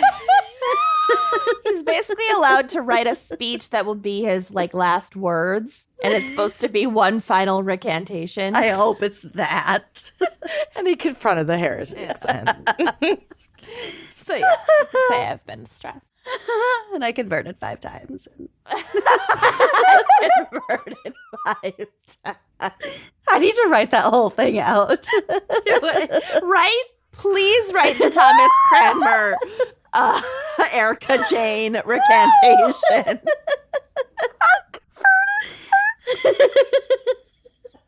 And he confronted the heretic. I'll write it. I'm going to write it and send it to you guys in a voice memo And he later wrote the Book tonight. of Common Prayer, which is like in English, and also like there was like a litany of things, like a literal litany, A literal things. litany of bullshit. like a literal litany though. Do you No, but like imagine? not to I be don't even know what it is. confused with a liturgy. Literal liturgy. Okay. Wow. So they're like, okay, write out your last words, and you can read them from the stake. I keep saying scaffold, but they're burning people Yeah. at this time. Yeah. It's a bonfire. Yeah. And so he writes it, and they pre-approve it, basically. They're like, yeah, this looks good. But then on the day of his execution, in a shocking turn of events, Oh, that bitch. he deviates from his pre-approved speech, Oh, and no. he recants his previous recantations Yes, Whoa. Cranberry, you're such a nuisance. I love it. and declares, quote, "And as for the Pope, I refuse him as Christ's enemy and Antichrist with all his false doctrine." Ooh. So he's like, psych, I didn't mean it. I'm still a Protestant. I'm not a Catholic. And this is in front of a big crowd of people, like a huge crowd of people. And the Pope can fuck off. And the Pope can fuck off, and Mary can fuck off, because, like, what worse shit is she going to do to him? She's burning him alive. Right. So, like, he has nothing to lose. So when he burned, he also made a point of thrusting his right hand deeper into the fire. And this was, like, the hand that had written his previous recantation. So he was trying to be like, I renounce thee, Oh my writing God. hand. Ew. As How one- dramatic. Yes. Such a drama queen. Fucking Such a drama relax. king. Fucking relax. God. So as one obviously Protestant source put it, quote, "The proximity of death restored his faith and his dignity." Debatable. Okay. Okay, guy. Mary the First government tried to counteract some of the damage of this dramatic scene, because, like, This was not what they wanted to happen. It was a real setback. Not good PR. No. Soup's not what they were looking for. No. So they published a pamphlet that included all of his first recantations and They not loved what he pamphlets. said. They love pamphlets. They love their pamphlets. To this day, Cranmer's true beliefs remain a subject of some debate, but I found this quote of his to be most apt. Quote, "What the heart loves, the will chooses, and the mind justifies." Oh, wow. I love that. And that is my case of the flip-flopping reformer, the not Thomas Cranberry. I Wow. loved it. That was phenomenal. Thank you. Love that Cranraz and his crooked little hat. Cranmain Crango. Sad face and crooked hat. Yeah. Ugh. All right. Netflix. Should we hear a quick word from our sponsors? Yes, let's. Sure. You know, we're in it. We're in 2023, and I'm putting my best foot forward this year, okay? Mm-hmm. You know, I'm thinking ahead to my wedding night and all the dancing I want to be doing. Mm. And one of the plans I have is to make sure I have a cute pair of Rothy's for my wedding. Bridal Rothy's. Yes, bridal Rothy's. Refresh your 2023 wardrobe with Rothy's for chic, sustainable shoes that bring out your style and, frankly, comfort a game. Mm-hmm. I am completely obsessed with Rothy's. I love everything about them. I have very sensitive feet, and Rothy's I do. And Rothy's are just so comfortable, like right out of the box. Like you don't have to break them in. They are just comfortable. You can walk all day in them. They're machine washable. Yeah. If you have stinky feet, you pop, or you just have, you live on a dirty sidewalk. The world is a dirty place. You just pop those suckers into the washing machine. They come out looking brand spanking new. They're super durable. I've literally never had an issue with my Rothy's. You can't even wear them into the ground. They just last forever. They really do. They just look new. And they're super stinking cute. I have all different kinds. I've got the point in like maybe 5 or 6 different colors, if I'm being honest. You love the point. I love the point. I went up a half shoe size from being pregnant. Fun times. And I just reordered all my favorite points in Got to. the new size. And now I've got my eye on the blue sage color. I've got the sneakers. I'm looking The loafers. I'm looking at some loafers. They're fantastic. So they've got flats, loafers, sneakers, and more in dozens of colors and prints, and they're always launching more.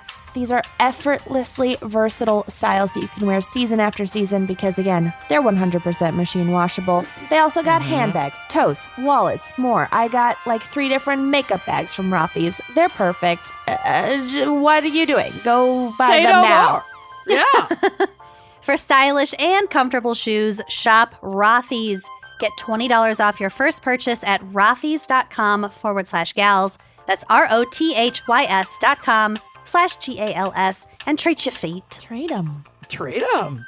If you're anything like most people, us for sure, setting grand resolutions for the new year doesn't work. It also just feels bad. It feels really daunting, very overwhelming. It's a rough way when you think about it to start a new year, to be like, these are all the things I'm bad at. Yeah. It's not rough. It's not great, but there are ways to make it easier. So if you just start small, you think about all the little habit changes you can make one tiny baby step at a time, it's a lot less overwhelming. And that is why Blue Land is perfect, because they make it so easy to start a new low-waste lifestyle. So there's no massive overhaul of your routine, nothing super daunting, just tiny changes that add up to a huge impact. I've got my whole family on Blue Land. My mom is using it, and then she got some like extra stuff in her last shipment, so she's sending stuff to my sister to get her into it. And the second she tries those dishwasher pods, her life's gonna be over. Like The toilet bowl cleaners. the toilet bowl. I mean, The forever foaming hand changed. soap. Oh, it's the best. It's the best. And Blue Land is on a mission to eliminate single-use plastic by reinventing cleaning essentials to be better for you and the planet. This is the question that I always get is like, do these products actually work? I'm telling you. Yep. They super do. I am a filthy, filthy pig person. Like, my messes are really shocking. There's blue. There's a lot of blue around your house. So much blue. Hair. I mean, food. Like, I am foul. And Use Blue Land to clean up your blue. Exactly. And Blue Land works, y'all. And their idea is so simple. They offer beautiful, endlessly refillable cleaning products. So just fill your bottles with water, drop in the tablets, wait for them to dissolve. You're done. You have cleaning solution right there. You'll never, ever have to grab bulky cleaning supplies on your grocery run. The giant thing of liquid clothing soap, laundry detergent. Clothing soap? I forgot. I was so excited. traumatized by the thought of detergent that I forgot what it was called. And you're going to save so much money because refills start at just $2.25. And you can do what I did and set up a subscription so that I just have it delivered to my house. I know it's coming. I don't have to think about adding it to my grocery list. It just shows up. Or you can buy in bulk up front for additional savings. And they have everything. They've got cleaning sprays. They've got hand soap. They've got toilet bowl cleaner. They've got laundry tablets. They've got dishwasher tablets. Everything that Blue Land makes is made with clean ingredients that you can feel good about.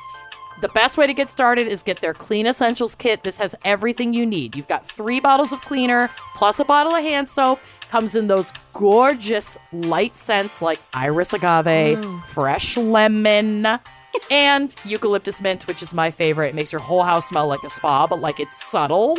Yeah, they're It's not subtle like- and delicious scents. Yeah, it's not like you just emptied an entire bucket of air freshener into your house. It's like, it's so lovely. And Blue Land has a special offer just for Wine and Crime listeners to get 15% off your first purchase of any product to get you and your year started right. Tell us more, Kenyon. So to get 15% off your first order, go to blueland.com/gals, GALS. That's 15% off your first order right now when you go to blueland.com/gals.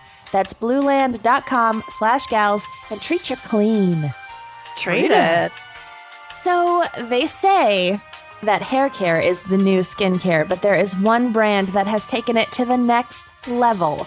With a cult-like following, Kitsch has created game-changing essentials beauty enthusiasts swear by. From satin pillowcases, hello, Luxury, babe. to time-saving towels, Kitsch knows hair care doesn't stop in the shower. Oh, no. You got hair outside the shower, too. If you didn't know. So whatever your budget, your skin type, your hair type, Kitsch believes you deserve little indulgences at affordable prices morning, noon, and night. Sign me up for all the luxury. Started in 2010 by selling hair ties door to door, so literally just hustle and a dream.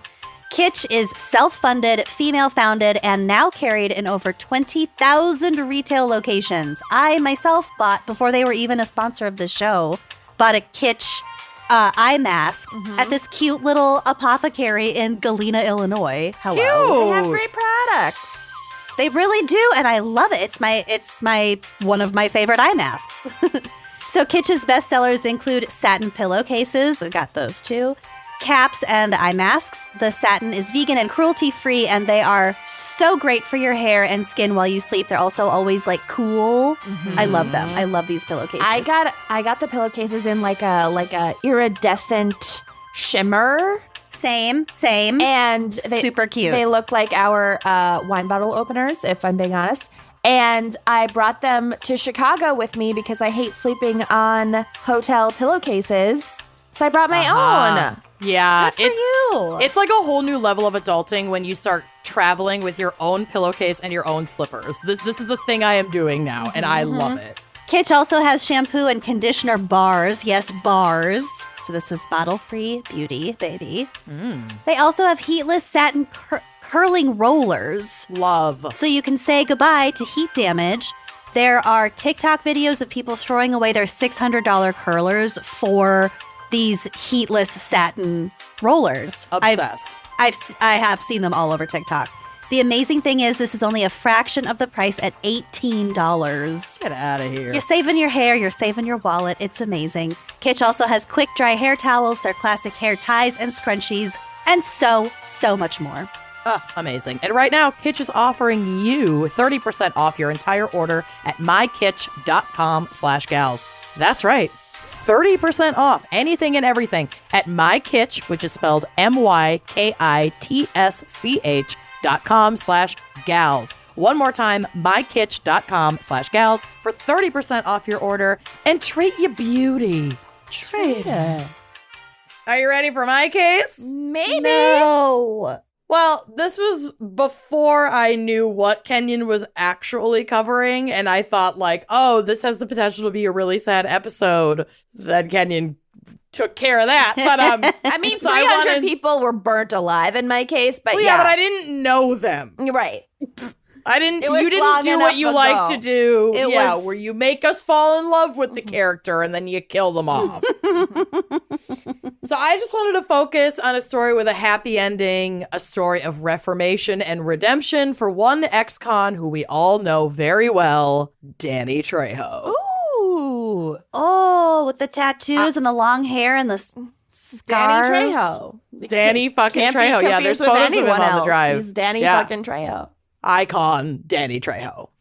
Possibly the most famous and like quote unquote successful, but because of a lot of resources, which we'll get to, tale of a reformed prisoner that I could find. And there is so much about this man that I did not know, so buckle up and enjoy this ride. Okay. So Danny was born on May 16th, 1944, a Taurus, which seems absolutely spot on, and grew up in Echo Park, Los Angeles, California, with his parents, well, not with his parents, but of his parents, Dolores Rivera King and Dionisio Trejo. Their household was not a happy one.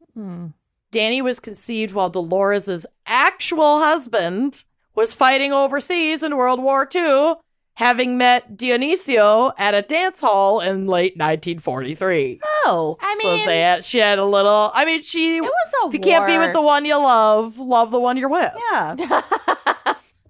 Like, isn't that what they say? Did you just write your wedding vows? I mean, if he's not careful. Listeners, submit the worst possible wedding vows for Amanda to Tweet at her. noodle on. Great. I can't wait for the dramatic reading of all of those tweets. That'll be my speech. Yeah. You're not giving a speech, but that'll be great. Good. Thank Dolores was not. We're giving a speech. You're on my list of do not mic. Do not with, let like, this person get the mic. with like a headshot No. of My you. voice carries. my I don't wedding- need a mic. Yeah. So my wedding planner knows. Well, we'll Not just doing sing Wizard Women a cappella at your rehearsal dinner is what we'll do. That's perfect. Okay. Yeah. That is exactly what I want. So, Dolores was not in Danny's life much, especially after Dionisio banned her from seeing him after Danny came home from her care with a sprained arm as a child. This may sound like a father protecting his child, but it was more about control. I mean, kids get hurt. Right. Like, Okay. it is what it is. Okay. Dionisio worked in construction, but took on some unsavory extracurriculars, even having to flee Los Angeles in the late 1940s because he was wanted in LA for stabbing a guy. Oh my So God. it wasn't about protecting Danny. It was because he was doing his own shit. Yep. Okay. And Danny Trejo was pretty candid throughout his like life as a famous person that his father was abusive to him. Okay. So we know that Dionisio is not a good dude. Okay. They lived in San Antonio, Texas for about a year before Dionisio finally returned to Los Angeles and turned himself in. Unable to care for his son while serving time, Danny was sent to live with his grandmother, who was also caring for a couple of his cousins at the time. And when he was with his father, he was cared for by his stepmother, Alice Mendias, who he remembers as, quote, his only source of comfort in his father's house. Oh. Yeah. Poor baby With Danny. So sad for baby Danny, and it's like worse than I ever could have imagine. So with very little structure and stability and a father who was in and out of jail and abusive when he was home, it wasn't a big shock that Danny would be inclined to self-medicate. So when his uncle, who was more like an older brother at only 8 years his senior, introduced him to drugs at the age of 7 years old, and like at a young age, Danny was already familiar with and using marijuana, heroin, and cocaine. At 7? 7. That's younger than the boy king. I know. Oh. Yeah. How would he even survive using heroin at 7? Well, I mean, around this time, Danny had walked in on his uncle using heroin. So the first time that Danny used heroin was because he saw his uncle using it, and his uncle introduced him to it. Jesus Christ. Yeah. His uncle, who is like his older brother, Yeah. and his uncle has and had, I don't believe he's with us any longer, but a lot of these poor boys were definitely the product of their circumstances, Yeah. and it was not a good situation. So his uncle is like 14, 15 and helping. His uncle is 8 years older than him. Right. Yeah. So he's, a teenager, Right. and is involved in some not great shit himself. And so when his nephew / little brother walks in on him, he's like, oh, no, it's okay. Like, it makes me feel good. Yeah. You should try this. And so he tries heroin for the first time. And that's also when he overdosed for the first time. You don't say. Oh my God. Yeah. And needed medical intervention, but obviously survived. And around this age, so 7, 8 years old, Danny participated in his first drug deal because he's like looking up to his uncle, and he says, quote, he was like the cool one, he reflected. He was the one that always had the big wad of cash. Yeah. So it's Of like, course. okay, And I a can lot of survive. criminal gangs will use kids as drug runners because Totally. they won't. They're less suspected. They're less suspected, and even if they get caught, they're not going to like face time. Mm-hmm. Yep. And Danny looked up to his uncle and wanted to be like him and wanted to have income, and Yeah. there you go. Quote, things rapidly escalated from there, with Trejo becoming addicted and joining his uncle on robberies and drug deals to satisfy their habits. Well, he had such nice tiny hands. Yeah, exactly. He's like a chimney sweep of crime. Yeah. Oh, God. You can pick those locks. Mm-hmm. He landed in juvenile hall within a year and was 18 when his activities first landed him in jail, at which point Trejo also became addicted to cocaine. So at the age of 10, he has his like first brush with the law. He's caught selling drugs. By age 12, he gets his first like stint with incarceration, but it's not prison because he's 12. So he was picked up for dealing drugs. He spends some time at East Lake Juvenile Hall in 1956. And from there, he's in and out of jails and prisons for a number of years. During one LA County jail stay in 1961, Danny had the displeasure of meeting Charles Manson. Yes, that Charles Manson. Ooh. He hated him immediately, describing him as, quote, a dirty, greasy, scrawny white boy who was allegedly a talented hypnotist. Yeah. Pretty much he summed it up. Yeah, and he said that Charles Manson hypnotized him while they were, like, in a holding cell together. No thanks. Yeah, really hated him. Ugh. So, isn't that so weird? Spooky. I don't like it. Yeah, it's really creepy.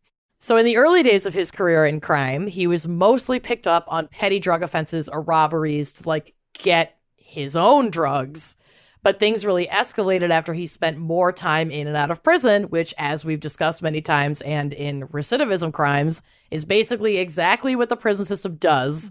It creates like a profitable revolving door. And then you learn through this like subculture on the inside how to survive both on the inside and on the outside. And it's just a snake eating its own tail. So as time went on, his crimes became more violent. He would be assigned by higher level drug dealers to collect debts from clients because he was like a really good fighter. Like he had gotten into boxing and stuff, especially being in and out of prison. So he was fucking some people up, probably. Oh, he absolutely was. And he would witness or participate in some serious violence. His uncle and also prison, just in general, got him into boxing around this time, and he channeled a lot of energy into the sport, becoming a champion in San Quentin's lightweight and welterweight divisions. And apparently he was a champion in absolutely every prison that he was in boxing. Like, that's how good he was at it. So he's In prison. God. Yeah, to be a fucking lightweight champion fighter in boxer prison. in San Quentin. Yeah. Wow. I did not know this about Danny Trejo. He has a really wild upbringing. But despite, his love and dedication to boxing, he was still deep in the grip of a drug addiction. And no matter how much he loved boxing, it's not going to ever be enough to, pull him out of the spiral of addiction. Fucking awash with drugs. Mm-hmm. Yeah, which I've talked about. But things would shift in a big way in 1968 while Danny was incarcerated at Soledad in California. A riot broke out in the prison during Cinco de Mayo, and in the chaos, Danny struck a guard with a rock that he threw. And we actually don't even know if he intentionally hit the guard, if he was protecting himself, if he was just part of the fracas. Mm-hmm. But he threw a rock, it hit a guard, and he was punished to the fullest extent that they could punish him. So he was put in solitary confinement, and despite not critically injuring the guard, was faced with capital charges for assault that could have resulted in the death penalty. Oh my God. Yep. Jesus Christ. Yep. So while in solitary, Danny really faced the reality of his life and turned his attention to completing his high school education, devoting himself to God, and participating in 12-step recovery. Wow. Quote, I was sitting in the hole and it's like, I knew it's all over, he said. It's just done. I'm through. I'm 24 years old and I'm through. Oh. He was just a baby. He's 24. 24. Oh my God. Yeah. It's amazing he's not dead. Not even a real age. Yeah. No. He started doing fucking heroin when he was 7. That is so insane. And he survived to have this revelation. I already loved him before I covered this, but learning so much about him, I am just so in love with Danny Trejo. And he is, and it's a miracle that he made it this far and he is the exception. Yeah. This is not, I could see this story being weaponized into, see, the system works, right. Blah, blah, blah. But it's this man saved himself despite some awful circumstances. Mm-hmm. Prison did not reform him. Mm-hmm. So I just want to make my opinion of that very clear. Mm-hmm. So he said while he's, talking to himself in solitary, quote, God, if you're there, then it's going to be all right. And if you're not, I'm screwed. And that was my prayer. I've never forgotten it. And that was just a complete turning point in my life. So ultimately, they didn't go through with capital charges, and Danny was not sentenced to death and was, in fact, released from prison about a year later in 1969 with an entirely new lease on life. That's pretty astonishing. And today, that would not be the case. Mm-hmm. Absolutely not. Yeah. Absolutely not.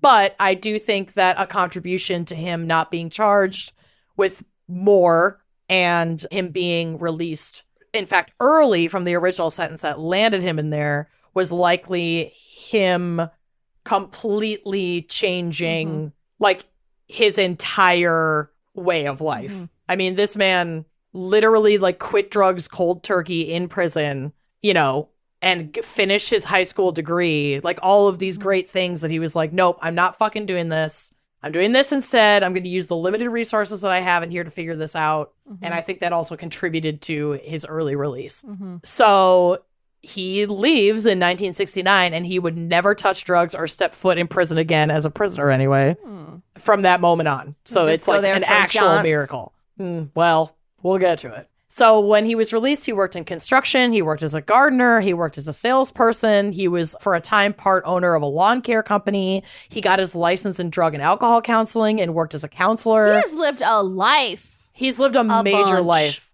There are so many amazing things that Danny might have done with his life, but a chance encounter in the 1980s would really send his life in a direction that he could never have seen coming. He's basically a method actor, but just because he lived it. Yeah. Yep. He's not even an actor yet. He's just a method. At this point, he's just the method. The acting hasn't even come yet. So while working as a substance use disorder counselor, Danny got a call to help with the growing cocaine use issues on the set of the 1985 film Runaway Train. Sorry. This is the most 80s sentence ever.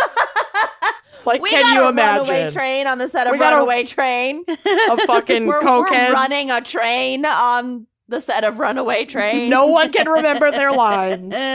We can't shoot until 4 p.m. Well, that's true. We need you, Trejo. Yeah, it does sound like this podcast. Anyway, we need Danny Trejo. While he's there working with members of the cast and crew, the writer of the film actually recognized him from prison time that they served together years prior and like took a shine to him, like remembered him being a super nice guy in prison. Oh. And also remember that in prison he was a boxing champion, and there's a boxing scene in this movie that he wrote and was now not directing but like producing. Mm-hmm. So he's on set and he's making recommendations, whatever. Yeah, he's like, this guy's a fucking phenomenal boxer and he's got a great look to him. Well, so he was like, great look. This guy's a fucking phenomenal boxer. He should train lead actor in this movie, Eric Roberts, how to box. And then loved his now like iconic hardened look and put him in the film first as an extra.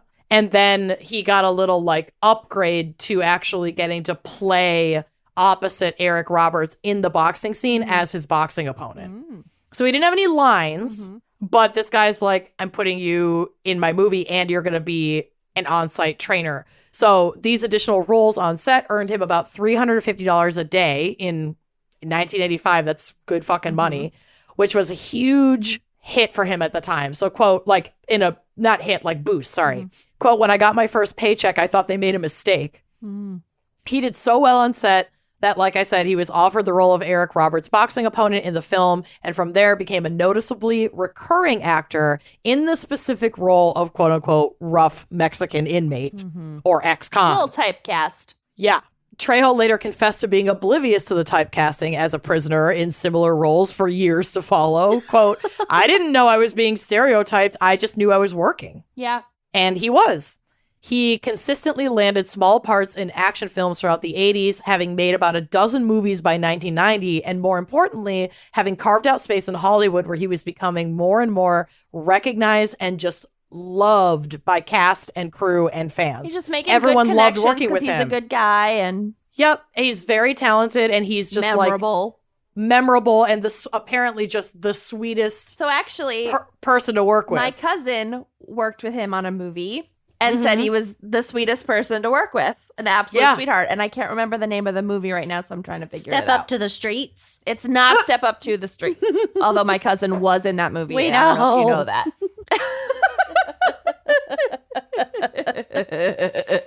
If Danny Trejo had been in Step Up to the Streets.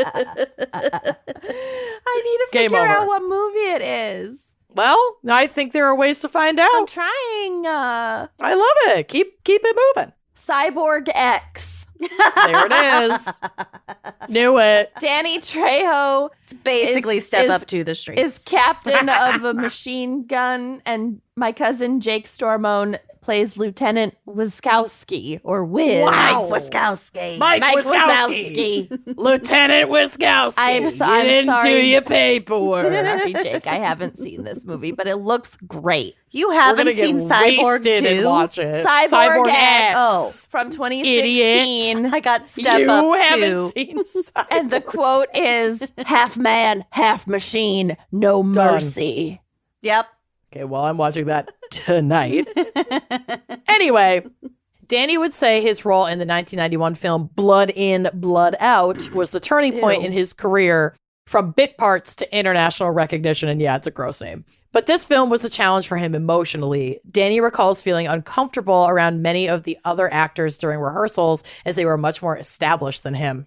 And as if that isn't stressful enough, this movie filmed scenes at San Quentin where he often experienced flashbacks to his time there, especially while filming scenes in C550, his former cell. Oh, no. Yeah. Can you imagine? Poor guy. Poor Danny. Oh, that would be really, really hard. really, really hard. Oh, shit. Mm-hmm.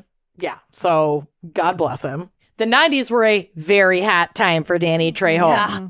Landing a role in Heat alongside Val Kilmer, Robert De Niro, Al Pacino, and Jon Voight, to name a few. There are like a ton of other famous people in that movie. Yeah. He'd reunite on screen with Jon Voight in the iconic Anaconda, which is absolutely worth a rewatch if you've been wondering, like, this is your sign to rewatch Anaconda. If you've been Go do it. searching Noodling. to the heavens Yeah. For a sign.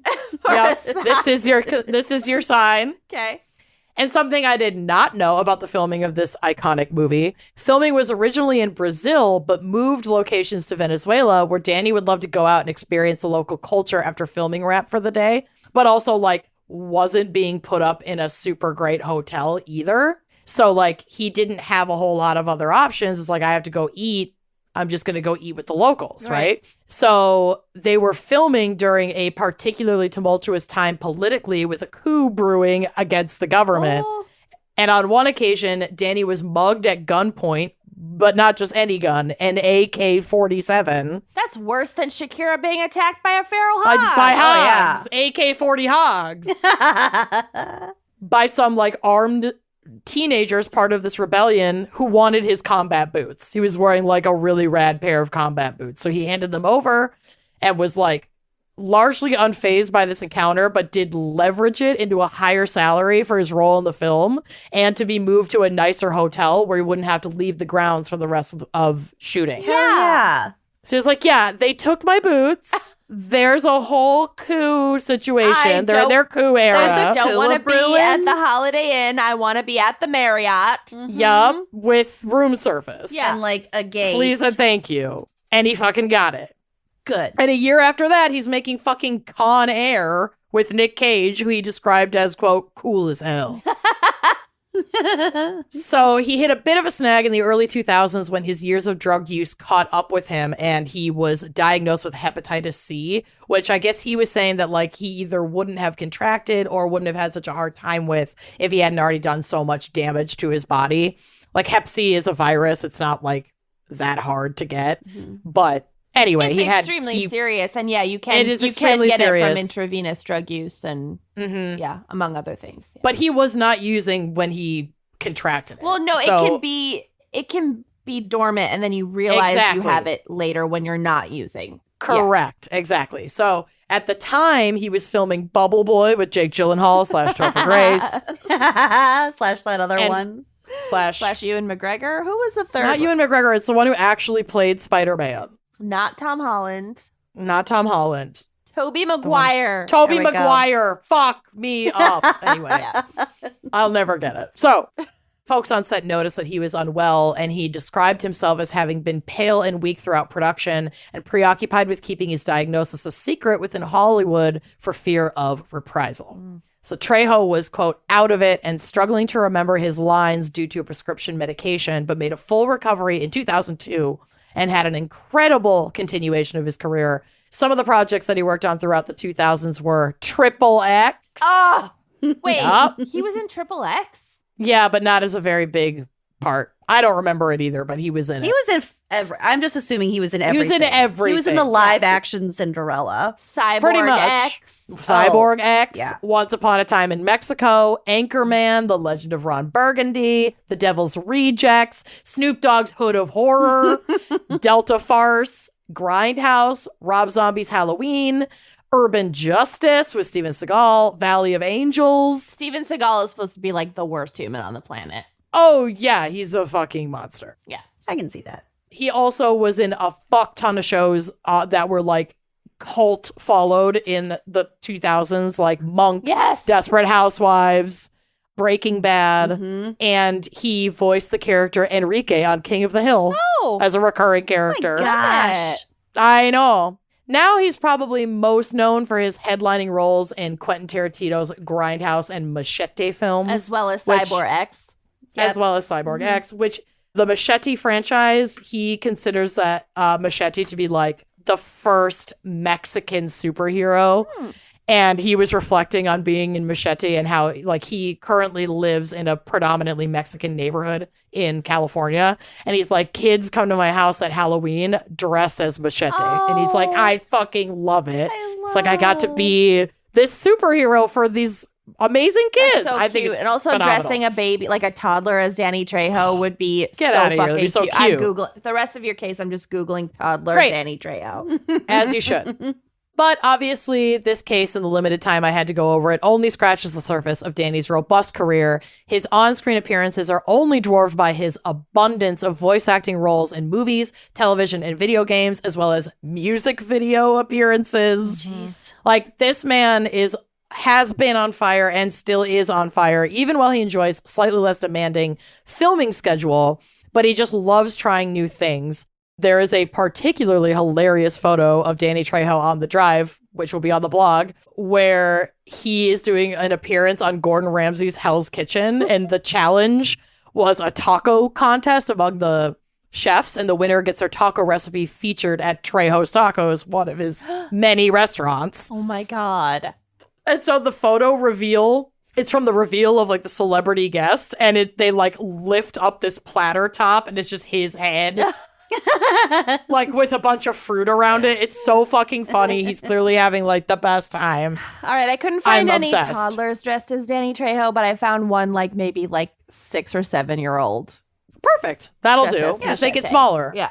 In 2021, Danny participated in season 5 of The Masked Singer, where despite the judges thinking he was Danny DeVito while he was in his costume, he left an amazing impression on them and the audience as the raccoon. So he was in a raccoon costume. The Masked Singer is It's bizarre to me, but it is kind of the funny. sign of the end times. I love it. Like, I'm pretty sure the Roman Empire had the Masked Singer right before Probably. the fall. But that's fine with me. If this is what's ushering us into the end, I'm fine with that. Yeah. It's about time. It's about time. He also got into the fast-paced world, like I said, of restaurant ownership and has opened a series of successful restaurants in LA over the years. So if you're in the Los Angeles area, check out Trejo's Tacos, Trejo's Cantina, and Trejo's Coffee and Donuts. Trejo's He also- Trays. Trejo's Trays. Trejo's Hose. Oh, yum. Trejo's and Hose. Trejo's Pantyhose. Oh my God, I'd wear those. I'd wear those. He also wrote and released a cookbook in 2020 called Trejo's Tacos, Recipes and Stories from LA. And a year later, he published his memoir, Trejo, My Life in Crime, Redemption, and Hollywood. So there are lots of ways to go deeper into this story and experience it entirely from his perspective, which I think is so fucking cool. Through it all, Danny Trejo has remained humble, loving, and generous. Giving back to and supporting his community is at the forefront of everything that he does. Quote, everything good that's ever happened to me has happened as a direct result of helping someone else. Aww. Everything. Anybody that says they're my friend, you tell them, open the trunk of your car. And they'll have thermal socks, they'll have thermal underwear, they'll have t-shirts to pass out to the homeless, because that's one of the requirements of being my friend, is that you've got to give back. Oh. And that's my story about Danny Trejo. Oh my God. Not all Can you Dannys. believe? Not all Yeah, Danny. the only good Danny ever. Danny DeVito. God bless. Danny well, DeVito. yeah, Danny DeVito is amazing. Danny Zuko. Danny Danny Zuko is not great. Okay, anyway, that was amazing. Special thanks Yay. To Hannah Sullivan. This was a great topic, and I'm sorry I So misunderstood. great. And if you're really pissed, I'll do a different. No, I won't. I'm but thank not you sorry. so much. Thank you. Well, thanks for listening, and we'll see you next week. Bye-bye. Thanks for listening to Wine and Crime. Our cover art is by Kala Yip, music by Phil Young and Corey Wendell, editing by Jonathan Camp. Check out our website and blog at wineandcrimepodcast.com. You can also follow us on Facebook, Twitter, and Instagram at Wine and Crime Pod. If you have questions, answers, or recommendations to share, email us at wineandcrimepodcast@gmail.com. Episodes are available on Apple Podcasts, Stitcher, Google Play, basically wherever you get your favorite podcasts. And if you like the show, please rate, review, and subscribe on Apple Podcasts. It is the best way to spread the word. If you'd like to show your support, visit our Patreon page to keep this podcast and the wine flowing. Cheers!